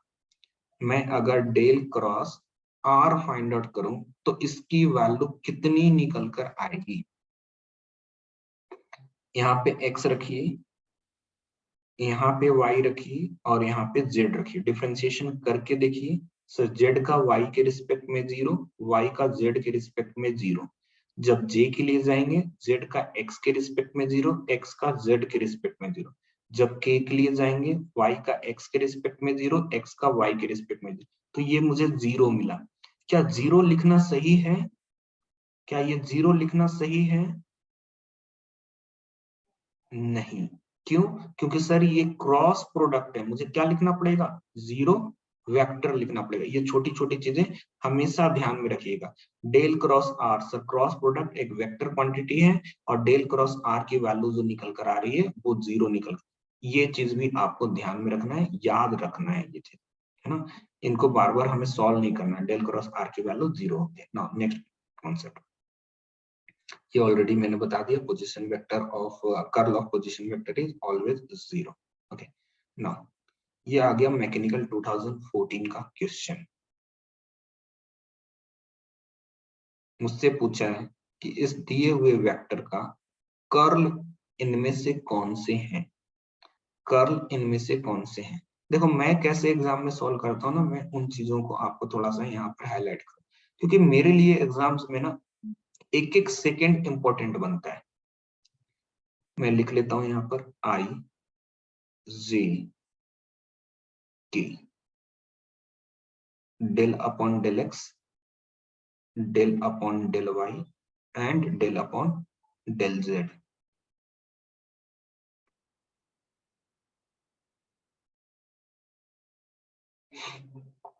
आई का component sir x square z square, j का component -2x y square z, k का component 2y square z cube. अब option देख लो, किसका कौन सा कोऑर्डिनेट चेंज हो रहा है। सर x कंपोनेंट सेम है, y कंपोनेंट सेम है, यहाँ पे z कंपोनेंट भी सेम है, सारे सेम है। ऐसा कैसे हो सकता है, दो ऑप्शन के सारे कंपोनेंट ही सेम हो, दोनों ऑप्शन तो सेम ही दे दिया। कॉपी पेस्ट में गलती हुई है ना, तो दोनों ऑप्शन ही सेम है। चलो कैलकुलेट कर लो, एल्स हम लोग क्या करते हैं, ये फाइंड आउट कर लेते हैं कि किस ऑप्शन में कौन सा कंपोनेंट चेंज हो रहा है, सिर्फ वही कंपोनेंट ही फाइंड आउट कर लो, आपका आंसर आ गया। मैं पूरे को सॉल्व करने की जरूरत फील नहीं करता। हाउएवर इस क्वेश्चन को कर लेते हैं। इस वाले फंक्शन का y के रिस्पेक्ट में डिफरेंशिएशन करेंगे तो मुझे मिलेगा 4yz³ माइनस इसका z के रिस्पेक्ट में करेंगे तो माइनस माइनस प्लस 2xy²। जरा चेक करो, 4yz³ प्लस 2xy², सर एक ही ऑप्शन में है और वो ऑप्शन ये है, आंसर यहीं पे फिनिश हो गया। ये बी ऑप्शन में हटा देता हूं क्योंकि दोनों ऑप्शन सेम है, इसलिए लिखने का कोई सेंस नहीं बनता है।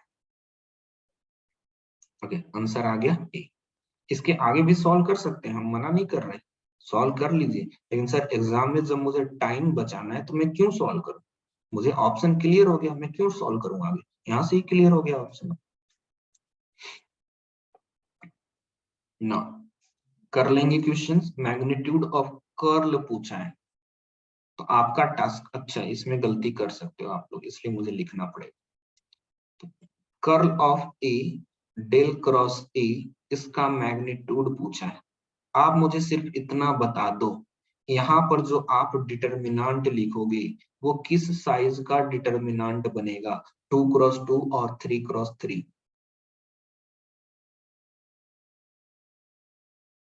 ऑलवेज ध्यान में रखिएगा, हम ऑलवेज 3x3 का ही बनाएंगे, कभी भी ये चेंजिंग नहीं करेंगे, चाहे वेक्टर वन डायरेक्शन में ही क्यों ना हो।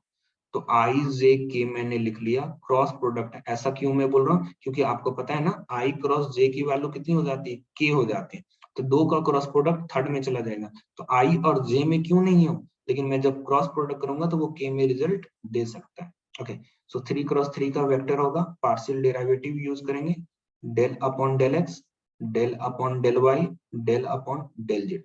फर्स्ट वाला टर्म लिखा, सेकेंड वाला टर्म लिखा, थर्ड वाला टर्म जीरो आएगा। कर लेंगे, कर लेंगे, यस। आप सिर्फ मुझे बताते चले जाना, मैकेनिकल 2015 से यस और नो हो जाएगा तो यस, नो तो फिर मैं कोशिश करूंगा, यस। ओके, नो अब यहाँ पर मैं दो थ्योरम बता रहा हूँ, उन थ्योरम को समझेंगे और मैं उसका एक्सप्लेनेशन आपको दे देता हूँ। Okay, so first thing is, हमने यहाँ पर एक थ्योरम लिखा है, आइडेंटिटी लिखा है कि किसी भी स्केलर फील्ड का, किसी भी स्केलर फील्ड का जो ग्रेडियंट होगा, है ना, उसका मैं कर्ल फाइंड आउट कर रहा हूँ। Curl of gradient of any scalar field is always a zero vector. तो मैं यहाँ पर जीरो वेक्टर लिख ले रहा हूँ, जीरो वेक्टर लिख रहा हूँ। सर क्यों, क्योंकि देखो ये कर्ल है, एंड कर्ल है तो वो वेक्टर क्वांटिटी होगी, वो तो क्लियर हो गया। लेकिन sir curl of gradient of any vector is always zero, आप ऐसे कैसे स्टेटमेंट दे रहे हो। तो देखो मैं पहले डेल्टा फाई फाइंड आउट करता हूँ। ओके, तो डेल्टा फाई आप कैसे लिखोगे, sir del phi upon del x i plus del phi upon del y j plus del phi upon del z की। ये आ गया ग्रेडियंट। अब इस ग्रेडियंट का मुझे क्या फाइंड आउट करना है, कर्ल फाइंड आउट करना है। ओके, जब मैं कर्ल फाइंड आउट करूंगा तो मैं कुछ ऐसा लिखूंगा, del cross del phi is equal to i j k. यहाँ पर मुझे del upon del x, del upon del y and del upon del z लिखने पड़ेंगे। आई का component sir del phi upon del x, y का component del phi upon del y and k का component sir del phi upon del z. जब आप ये determinant solve कर रहे हो तो आपको क्या दिख रहा है, सर आई के अकॉर्डिंग सॉल्व करूं तो फाई का वाई एंड जेड के रिस्पेक्ट में, तो मुझे फाई वाई जेड मिला। ये वाई जेड बता रहा है एक्स के रिस्पेक्ट में डिफरेंशिएशन एंड वाई के रिस्पेक्ट में डिफरेंशिएशन एंड जेड के रिस्पेक्ट। माइनस इस साइड में करोगे तो क्या मिलेगा, सर मुझे फाई जेड वाई मिलेगा। अब सर फंक्शन जो दिया हुआ है, फाई जो दिया हुआ है मैंने यहाँ पर कंसिडर कर लिया, देख लो फाई जो है वो कंटिन्यूअस है एंड डिफरेंशिएबल भी है, डिफरेंशिएबल भी अगर ये है तभी ये फॉलो करेगा, तभी ये फॉलो करेगा। एफ जो भी है उसको भी मैंने सेम लिया है, कंटिन्यूअस है एंड डिफरेंशिएबल है। अगर नहीं रहा तो मैं इनमें से कोई भी आइडेंटिटी यूज नहीं कर पाऊँ।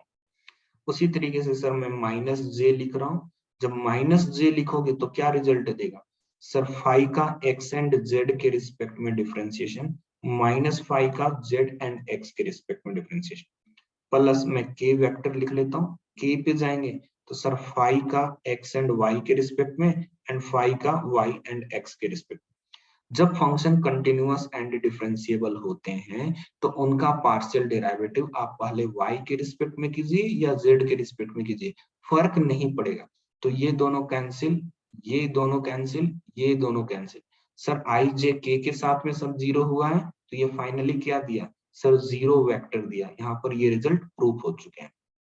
ओके, सेम वे में divergence of curl of any vector is always zero. इसको प्रूव करने के लिए क्या करना पड़ेगा सर, मैं किसी वेक्टर f को ऐसा ले लेता हूं, f1i plus f2j plus f3k।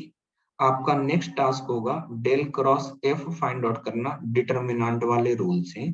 उसके बाद टास्क होगा del dot del cross f को फाइंड आउट करने का, और वो जब फाइंड आउट करोगे तो वो जीरो आएगा। एक मैंने किया है और एक आप खुद से कर लेना, या फिर आप डायरेक्टली रिजल्ट याद रखना, क्योंकि कैसे आया है वो आपसे कोई नहीं पूछेगा। मैंने जस्ट आपको एक करके बता दिया, दूसरा आप खुद से भी कर सकते हो। समझाने के तरीके से समझाता हूँ। Delta phi sir tangential direction में, और कर्ल क्या सर, कर्ल नॉर्मल के डायरेक्शन में, कर्ल नॉर्मल के डायरेक्शन में। ओके, तो सर कर्ल नॉर्मल के डायरेक्शन में होता है, ग्रेडियंट जो होता है टेंजेंशियल डायरेक्शन में होता है। लेकिन ये तो सर फाई तो सरफेस है, अगर फाई सरफेस है तो उस सरफेस का टेंजेंट प्लेन जो बनेगा, वो सरफेस का टेंजेंट प्लेन जो बनेगा, उस टेंजेंट प्लेन का डायरेक्शन हम कहां से देंगे सर, टेंजेंट प्लेन का डायरेक्शन नॉर्मल से ही देंगे। नॉर्मल का डायरेक्शन एंड नॉर्मल का डायरेक्शन दोनों के बीच में क्रॉस प्रोडक्ट, दोनों के बीच में क्रॉस प्रोडक्ट सर, एक लाइन दूसरा लाइन क्रॉस प्रोडक्ट क्या दे दिया सर, जीरो दे दिया। लॉजिकली मैं समझाने की कोशिश कर रहा हूं। इसमें आइए सर, किसी वेक्टर का डाइवर्जेंस कर्ल फाइंड आउट कर रहे हैं, तो एफ का कर्ल सर, एफ के कर्ल की मैं बात करूं, एफ वेक्टर फील्ड है उसका कर्ल सर, कर्ल अगर मैं फाइंड आउट करूं तो सर नॉर्मल की तरफ चला जाएगा। और जब मैं डाइवर्जेंस फाइंड आउट कर रहा हूँ, डाइवर्जेंस फाइंड आउट कर रहा हूँ, तो वो rate of change in direction of flow देगा। और ये डॉट प्रोडक्ट है, इसके बीच में एंगल कितने सर, इसके बीच में एंगल 90 डिग्री, तो cos 90 डिग्री की वैल्यू कितनी, जीरो। तो ये रिजल्ट कितने देंगे, जीरो देंगे। ध्यान में रखिएगा, सेकंड वाला रिजल्ट जो है वो एब्सोल्यूट वैल्यू है, इसमें वेक्टर नहीं है, वेक्टर सिर्फ इसमें है। Dot product is always a scalar quantity. Clear to all? देखो कैसे फालतू के क्वेश्चन पूछते हैं। गेट 2017 का क्वेश्चन है ये रहा क्वेश्चन। सॉल्व करने की जरूरत है सर, आंसर डायरेक्टली बोल दें जीरो, है ना।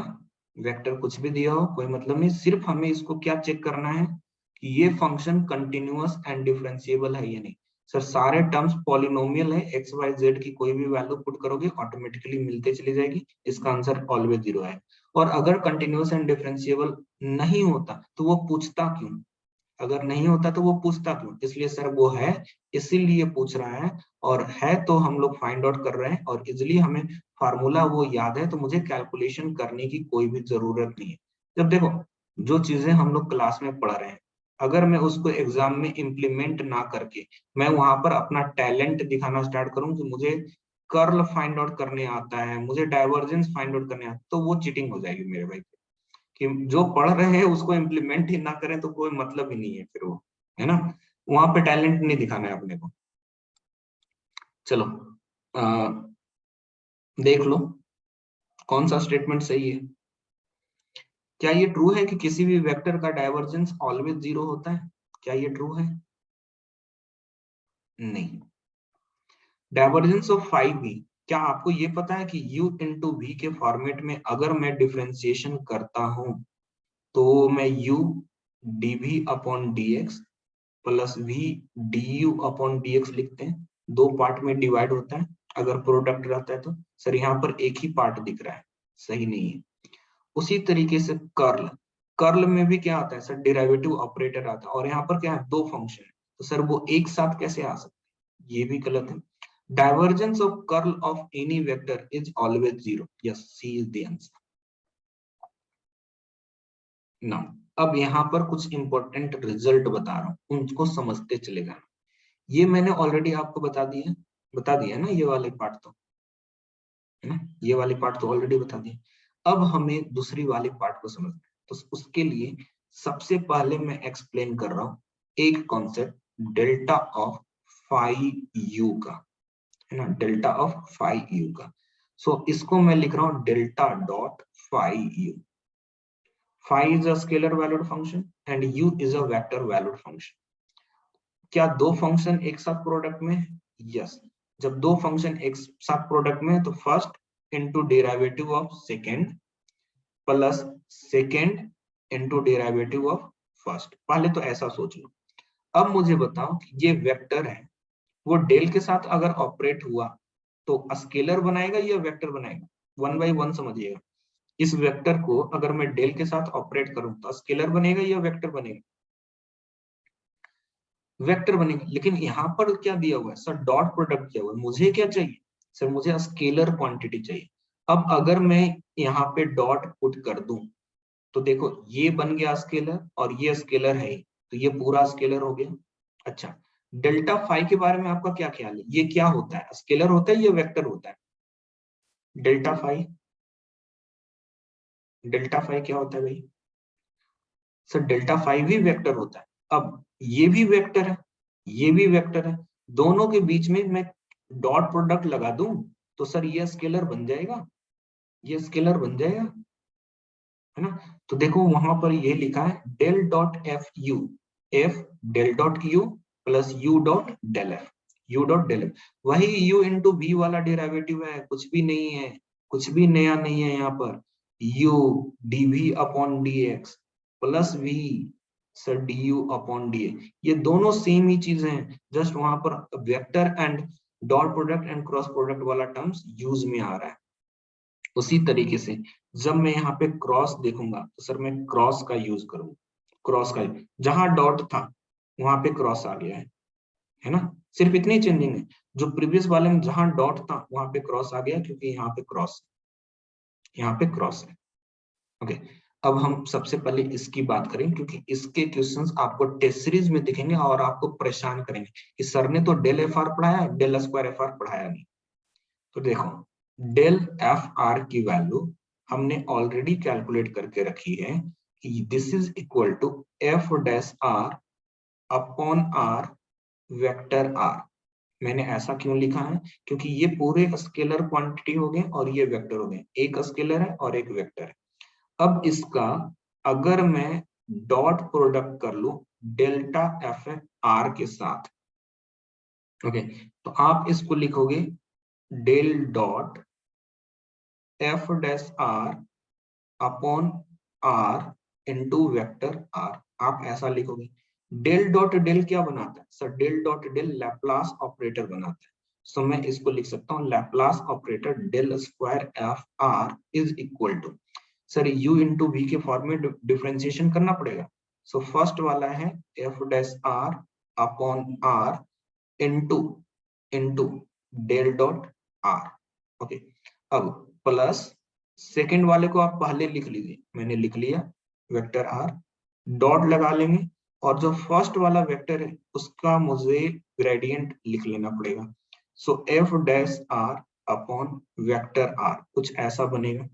ये समझ में आ गया स्टेप सबको? तो डेल डॉट आर की वैल्यू कितनी होती है सर? डेल डॉट आर की वैल्यू ये डायरेक्टली हम लिख सकते हैं, this is equal to 3। Sir मैं इसको डायरेक्टली 3 लिख दूं तो आपको मिलेगा 3 F dash are upon R, है ना? अब इसको सॉल्व करने पे जाएंगे। सो वेक्टर आर है, डॉट प्रोडक्ट लगाया है, अब इसको सॉल्व करते हैं। ये u बाई वी के फॉर्मेट में है ना, u बाई वी के फॉर्मेट में। तो जब हम लोग u बाई वी के फॉर्मेट में डिफ्रेंसिएशन करते थे तो क्या लिखते थे sir? v du upon dx minus u dv upon dx upon V square, ऐसा लिखते थे ना? तो मैं सर u बाई वी के फॉर्मेट में मैं r से स्टार्ट करूं और f डैश r का r के रिस्पेक्ट में डिफरेंशिएशन करूं तो f डबल डैश r बनेगा माइनस। अब सर इसमें डिनोमिनेटर का डिफरेंशिएशन होगा, न्यूमरेटर वैसे ही रहेगा। तो f डैश r डिनोमिनेटर का डिफरेंशिएशन सर 1 आ गया, डिवाइडेड बाय मैं आर स्क्वायर लिख दूं। तो ये जो डेरिवेटिव हमने किया है वो डेरिवेटिव किसके रिस्पेक्ट में किया है भाई? किसके रिस्पेक्ट में किया है? ये जो डेरिवेटिव किया है वो आर के रिस्पेक्ट में किया है। लेकिन सर हमें क्या चाहिए? हमें क्या चाहिए? हमें तो डिफरेंशिएशन एक्स वाई जेड के रिस्पेक्ट में करना था ना। तो हमें जब एक्स वाई जेड के रिस्पेक्ट में डिफरेंशिएशन करना था तो मैं यहाँ पर ऐसा लिख दूं extra F dash vector are upon R, ऐसा लिख लें। देख लो जरा, हमने यही तो पढ़ा था, हमने यही तो पढ़ा था ना कि सर कोई भी डिफरेंशिएशन फंक्शन का करते हैं तो उस फंक्शन का डिफरेंशिएशन आर के रिस्पेक्ट में कर लो और वेक्टर आर अपॉन आर लिख लो। ओके, अब इसी को ऑब्जर्व करेंगे एक लास्ट कैलकुलेशन में। Sir 3f dash are upon R plus R dot, देखो यहाँ पे आर है तो सर वेक्टर का वेक्टर के साथ डॉट प्रोडक्ट होता है, ये वेक्टर आर इस वेक्टर आर के साथ डॉट प्रोडक्ट बनाकर क्या देगा, आर डॉट आर की वैल्यू कितनी देगी, ये दोनों जो है ये दोनों प्रोडक्ट बनाकर क्या दे देगा, आर स्क्वायर दे देगा, है ना, आर स्क्वायर दे देगा। तो सर मैं इसको आर स्क्वायर लिख लूं और यहाँ पे लिख लूं R F double dash R minus F dash R divided by, यहाँ पे आर स्क्वायर है और यहाँ पे आर है तो सर यहाँ से आर स्क्वायर इंटू आर आ गया, ऐसा आ गया है ना, इंटू आर आ गया।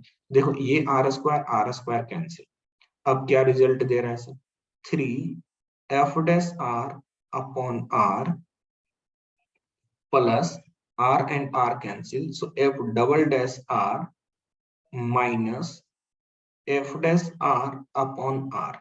तो देखो 3 times F dash are upon R minus F dash are upon R, तो 2 times F dash are upon R बचा एंड ये double derivative F dash R बचा, तो ये double derivative F dash R. अब देखो कि क्या आपको लगता है ऐसा कि सर एग्जाम के प्रेशर में मैं इतना कैलकुलेशन करूं, एग्जाम के प्रेशर में मैं इतना कैलकुलेशन करूं, पॉसिबल नहीं है कि मैं एग्जाम्स में इतना लिखूं। तो हमारे लिए बेटर क्या है कि सर आइदर ये वाला फार्मूला मैं याद रख लूं, समझ तो लिया कैसे आया लेकिन मैं इसको याद रख लूं।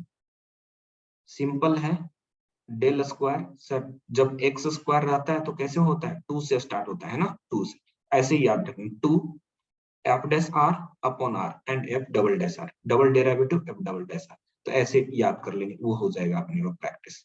ओके, तो मैंने आपको ये फार्मूला भी बता दिया, ये फार्मूला भी बता दिया, अब इस फार्मूले पे आते हैं, del dot A cross B. आपको याद है हम लोगों ने एक फार्मूला पढ़ा था ज्योमेट्री में, A dot B cross C, पढ़ा था ये formula, A dot B cross C क्या बतलाता था ये, सर ये वो क्वांटिटी बतलाती थी जो वॉल्यूम देता था, है ना, वॉल्यूम देते थे, है ना। उसी तरीके से यहाँ पर क्या किया, ऑपरेटर को यूज किया, तो सम टाइम जो वेक्टर्स के लंबे लंबे कैलकुलेशन करते हैं तो ए एंड बी कोई दो वेक्टर है, उसका क्रॉस प्रोडक्ट है, उसका डॉट प्रोडक्ट पूछा है, तो अब यहाँ पर क्या है, फार्मूला जनरेट है, बी डॉट लास्ट वाले से स्टार्ट करेंगे, फर्स्ट वाले का कर्ल ले लेंगे माइनस फर्स्ट वाला वेक्टर ले लेंगे, सेकंड वाले का कर ले लेंगे। इसको थोड़ा सा याद करने में प्रॉब्लम होती है और स्टूडेंट मिस्टेक भी करते हैं, तो देखो रेयरली ही शायद कभी पूछे, लेकिन अगर थोड़ी सी प्रैक्टिस लिख के कर लो तो बेटर है ना। लास्ट वाले से स्टार्ट हो रहा है, एक और मैं ऐड कर ही देता हूँ यहाँ पर, क्यों उसको भी छोड़ो, डेल क्रॉस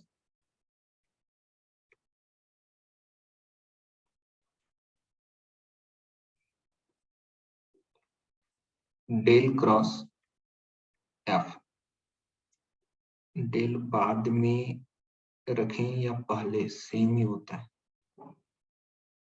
अरे ये क्या बात हुई, डेल बाद में रखोगे या पहले रखोगे तो वो सेम कैसे हो जाएगा, सेम कैसे हो जाएगा, आप डेल डॉट एफ को आप इक्वल नहीं बोल सकते ना एफ डॉट डेल की, ये तो स्टार्टिंग से ही हम लोग बोल रहे हैं कि कम्यूटेटिव, ये ऑपरेटर है, ये ऑपरेटर है, ऑपरेटर होने के बाद हम कैसे इसको सेम बोल सकते हैं।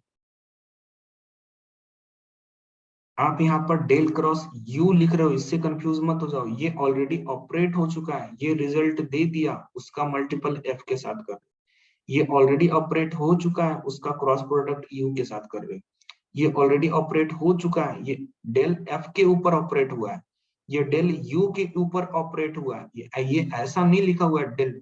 अच्छा, अब समझ में आया आप क्यों कंफ्यूज हो रहे हो, ये एक साथ है डेल डॉट यू, ये एक साथ है डेल एफ, उसी तरीके से डेल क्रॉस यू एक साथ है और ये डेल एफ एक साथ है।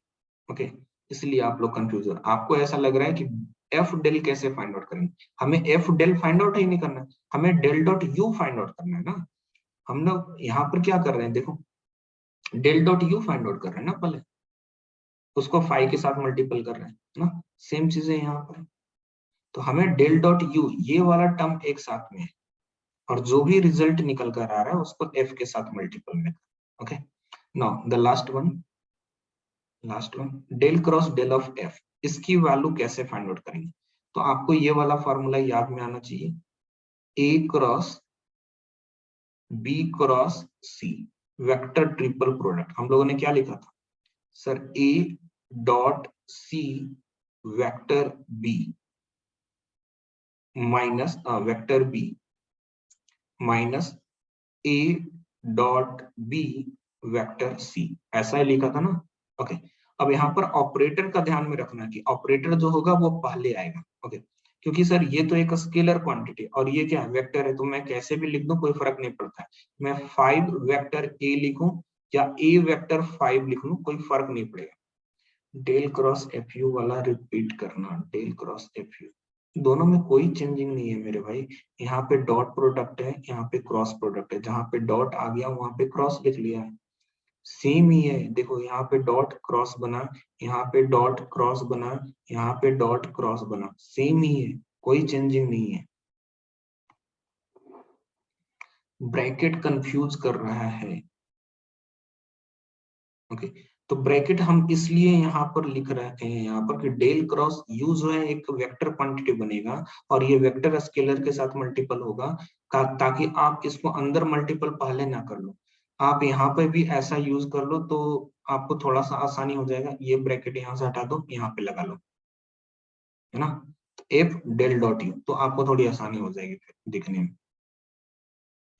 इसको यूज कर रहे थे A C B minus A B C, तो भैया सबसे पहले यहाँ पर लिख लो ए बी सी, तो मुझे ए सी करना है, ए डॉट सी करना है, तो मैंने डेल डॉट एफ लिख लिया। ओके, और डेल डॉट एफ लिखा है, उसके साथ बी आ रहा है, तो बी क्या है, एक ऑपरेटर है, मुझे यहाँ पे लिखना पड़ेगा del of del dot F minus A dot B, A dot B it means del square.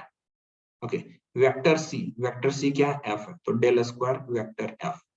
Okay, अब यहाँ पर आपको समझने की जरूरत है, ये जो ट्रिपल प्रोडक्ट आपको दिख रहे हैं, ये ट्रिपल प्रोडक्ट जो वेक्टर के निकल कर आएंगे वो वेक्टर क्वांटिटी होंगे या स्केलर होंगे, वेक्टर होंगे या स्केलर होंगे, बताइए जरा। सर आप किसी भी वेक्टर का कितनी बार भी क्रॉस प्रोडक्ट करते चले जाओ वेक्टर ही आएगा। ये वाली क्वांटिटी सर ये स्केलर है, और किसी स्केलर का ग्रेडियंट फाइंड आउट करेंगे तो वो क्या बना देगा सर, वेक्टर बनेगा वो दोबारा। ध्यान से समझ लो इसको, ध्यान से समझ लो इसको, मैंने क्या लिखा है, equal to del of del dot F. Sir del dot F is a scalar quantity, but उसके साथ अगर मैं डेल ऑपरेट कर दूं तो सर ये वेक्टर बन जाएगा, ये क्या बन जाएगा, वेक्टर बन जाएगा। और del square F, sir F एक वेक्टर है, इसके ऊपर मैं एक बार पार्शियल डिफरेंशिएशन का कॉन्सेप्ट लगा के सॉल्व कर रहा हूँ, फिर उसके बाद फिर से पार्शियल डिफरेंशिएशन लगाकर सॉल्व कर रहा हूँ, वो क्या रिजल्ट दे देगा सर, वो रिजल्ट दे देगा स्केलर या वेक्टर, बताओ जरा।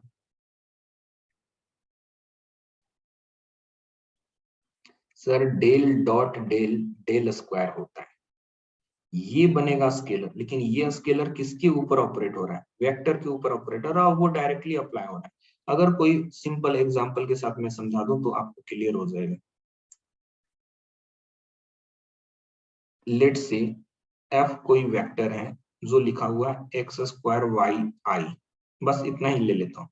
मैंने बोला कि डेल स्क्वायर इसके ऊपर ऑपरेट कर लो, तो आप बोलोगे del square upon del x square plus del square upon del Y square plus del square upon del Z square, ये पूरा ऑपरेट हो जाएगा एक्स स्क्वायर वाई आई वाले वेक्टर के ऊपर, तो अंदर इसमें सबके ऊपर मल्टीपल हो जाएगा। सर एक्स के रिस्पेक्ट में 2 बार करेंगे, वाई के रिस्पेक्ट में 2 बार करेंगे, जेड के रिस्पेक्ट में 2 बार करेंगे, क्लियर हुआ। लेकिन फिजिकली ये कोई सेंस नहीं बनाता, इसलिए ऐसी कोई बात नहीं करता, लेकिन मैथमेटिशियन में कुछ में क्या होता है, उनमें कीड़ा होता है कि सर मुझे तो कुछ भी लिखना है, तो कुछ भी लिखने वाला जो रहते हैं ना ऐसे क्वेश्चन बना के रख देते हैं जो कोई सेंस नहीं बनता है, ठीक है। तो वही चीजें हैं, कैलकुलेशन मैंने सब लिख दी है, समझा दिया है। अब इसका फिजिकल इंटरप्रिटेशन मत पूछना कि क्या होता है, मेरे अकॉर्डिंग कुछ नहीं होता। ना। अब कुछ फील्ड की जल्दी जल्दी डेफिनेशन की बात कर लेंगे। देख लो, एक फील्ड का नाम है सोलेनोइडल फील्ड। फील्ड का नाम है सोलेनोइडल फील्ड। सोलेनोइडल फील्ड उस फील्ड को बोला जाता है, उस वेक्टर फील्ड को बोला जाता है जिसकी डायवर्जेंस जीरो निकल कर आए। अगर डायवर्जेंस जीरो है तो मैंने आपको क्या बताया था, flux in is equal to flux out, है ना। Flux in is equal to flux out. और ऐसा केस है तो मैं ऐसा डायरेक्टली डायवर्जेंस जीरो बोलूंगा। तो वैसा कोई भी वेक्टर फील्ड जिसका डायवर्जेंस जीरो आया, हम उसको बोलेंगे solenoidal field. Okay, now next one, incompressible field और incompressible flow. Okay, a vector field F, कोई फ्लो है उसको हम वेक्टर फील्ड के द्वारा एफ से रिप्रेजेंट कर रहे हैं, उस फ्लो को हम लोग इनकम्प्रेसिबल फ्लो बोला करेंगे, इनकम्प्रेसिबल फ्लो बोला करेंगे अगर उस फील्ड का डायवर्जेंस जीरो आता है। सर ऐसा क्यों? देखो, ये इनकम्प्रेसिबल फ्लो है और ये कंप्रेसिबल फ्लो है। मैंने आपको बाउल वाला एग्जांपल दिया था, है ना, बाउल वाला एग्जांपल दिया था कि सर अगर मैं यहाँ पे वाटर डालता हूँ तो वो यहाँ पर स्टोर हो रहा है, लेकिन अपनी पाथ को डाइवर्ज करते हुए यहाँ पर लेकर आ रहा है ना, चेंज कर रहा है। देखो यहाँ पर कोई पाथ चेंज हो रहे हैं, सर फ्लो जो है वो इनकम्प्रेसिबल है, वो कंप्रेस नहीं हो रहा है सर, कुछ भी फ्लो में चेंजिंग नहीं, लेकिन यहाँ पे सर चेंज हो रहा है। तो इसमें हम लोग बोलेंगे, इसमें हम लोग बोलेंगे कि डायवर्जेंस जो होगा वो जीरो हो जाएगा, और इसमें बोलेंगे कि सर डायवर्जेंस जो है वो जीरो नहीं है। बेस्ट एग्जांपल, सर एक वाटर का पाइप ले लो जो सेम शेप का है हर एक पॉइंट पे, तो उसका फ्लो जो होगा ना वो नॉर्मली ऐसे ही चलता जाएगा। लेकिन एक पाइप है, उसको आगे जाकर मैंने थोड़ा सा छोटा कर दिया, अब यहाँ से पानी बहुत ही प्रेशर में आ रहा है, यहाँ पर उसका प्रेशर और क्या हो जाएगा सर, बढ़ जाएगा। उसका फ्लो रेट ऑफ चेंज क्या हो जाएगा सर, देखते हो ना कि अगर कोई पानी का पाइप रहता है उसके आगे में ऐसे टिप लगा देते हो ऐसे करके, और इधर से पानी का फोर्स आता है तो ये काफी स्पीड में आगे फ्लो करता है। तो यहाँ पर तो नॉर्मल जा रहा था, लेकिन यहाँ पर क्या हुआ सर, बहुत ही स्पीड में जाना, तो उसका फ्लो क्या हो गया, चेंज हो गया। क्लियर हुआ सबको? क्लियर हुआ सबको? या next one is E rotational field. E rotational field सबको सुनाई दे रहा है क्या? आवाज आ रहा है ना सबको? Yes, okay. एक आता है ई रोटेशनल फील्ड। हम सर किसी भी वेक्टर फील्ड को ई रोटेशनल बोलेंगे अगर वो फील्ड रोटेट ना होता और उसका कर्ल जो हो जाएगा वो जीरो वेक्टर हो जाएगा। देखो क्यों होता है और क्या होता है। क्या ये फील्ड किसी भी डायरेक्शन में रोटेट कर रहे हैं? ये किसी भी डायरेक्शन में रोटेट कर रहे हैं? नहीं सर, ये एक ही डायरेक्शन में जा रहे हैं, फील्ड इज ई रोटेशनल। ये फील्ड किसी डायरेक्शन में रोटेट कर रहे हैं? नहीं सर, ये भी ई रोटेशन है। और ये सर, ये रोटेट कर रहे हैं, ये रोटेट कर रहे हैं। अगर ये रोटेट कर रहा है तो ये रोटेशनल फील्ड है। ये वाला सर इसकी स्पीड में तो रोटेट नहीं कर रहा, लेकिन ये भी रोटेट तो करते हुए दिख ही रहे हैं, तो ये भी एक रोटेशनल फील्ड है। तो इन दोनों के लिए, इन दोनों के लिए कर्ल जो होगा वो जीरो नहीं होगा, लेकिन इन दोनों के लिए कर्ल जीरो हो जाएगा, इन दोनों के लिए कर्ल जीरो हो जाएगा। Okay, now conservative field. Conservative sir, incompressible के लिए divergence not equal to zero होगा ना। इनकम्प्रेसिबल के लिए divergence not equal to zero कैसे होगा रिकेश? इनकम्प्रेसिबल फील्ड वो फील्ड होता है जिसका डाइवर्जेंस जीरो होता है, तो वो नॉट इक्वल टू जीरो कैसे बोलोगे? अच्छा यहाँ पे सॉरी, चलो मैंने दोनों जगह पे जीरो जीरो लिखा है। जहां पे इनकम्प्रेसिबल है वहां पे जीरो है, जहां पे कंप्रेसिबल है वो नॉट इक्वल टू जीरो, जहां पे कंप्रेसिबल है वो नॉट इक्वल टू जीरो। या दोनों जगह इक्वल लिख दिया था जल्दीबाजी में, वो करेक्ट कर लेना, ठीक है ना। ये हो गया कंजर्वेटिव फील्ड। कंजर्वेटिव फील्ड हम उन वेक्टर फील्ड को बोलते हैं जिस वेक्टर फील्ड में अगर मैं कोई वर्क कराऊं तो वो वर्क डन पाथ से इंडिपेंडेंट है ना। कंजर्वेटिव फील्ड में वर्क डन जो होता है वो पाथ इंडिपेंडेंट होता है, work done is path independent.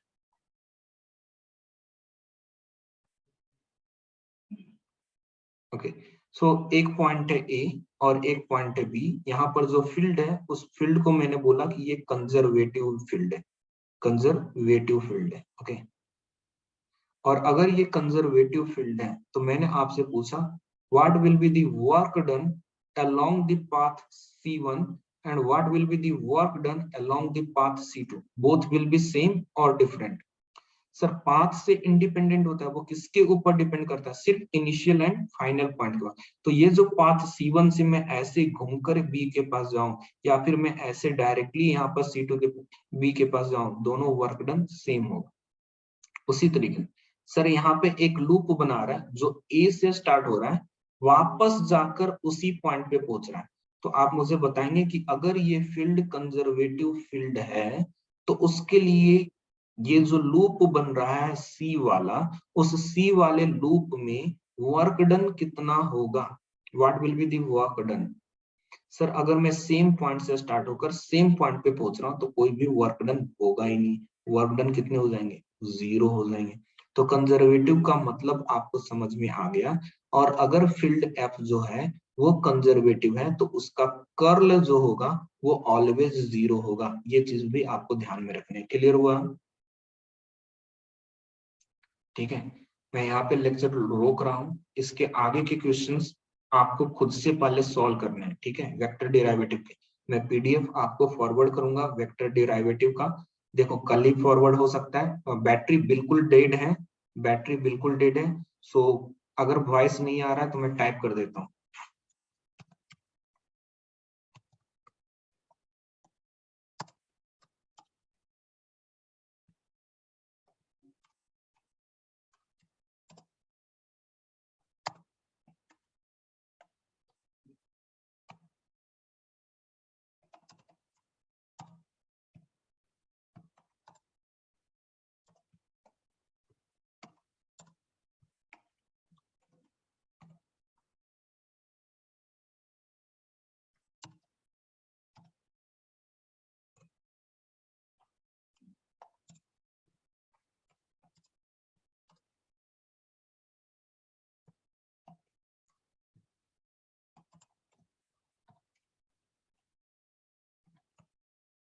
या good night to all of you.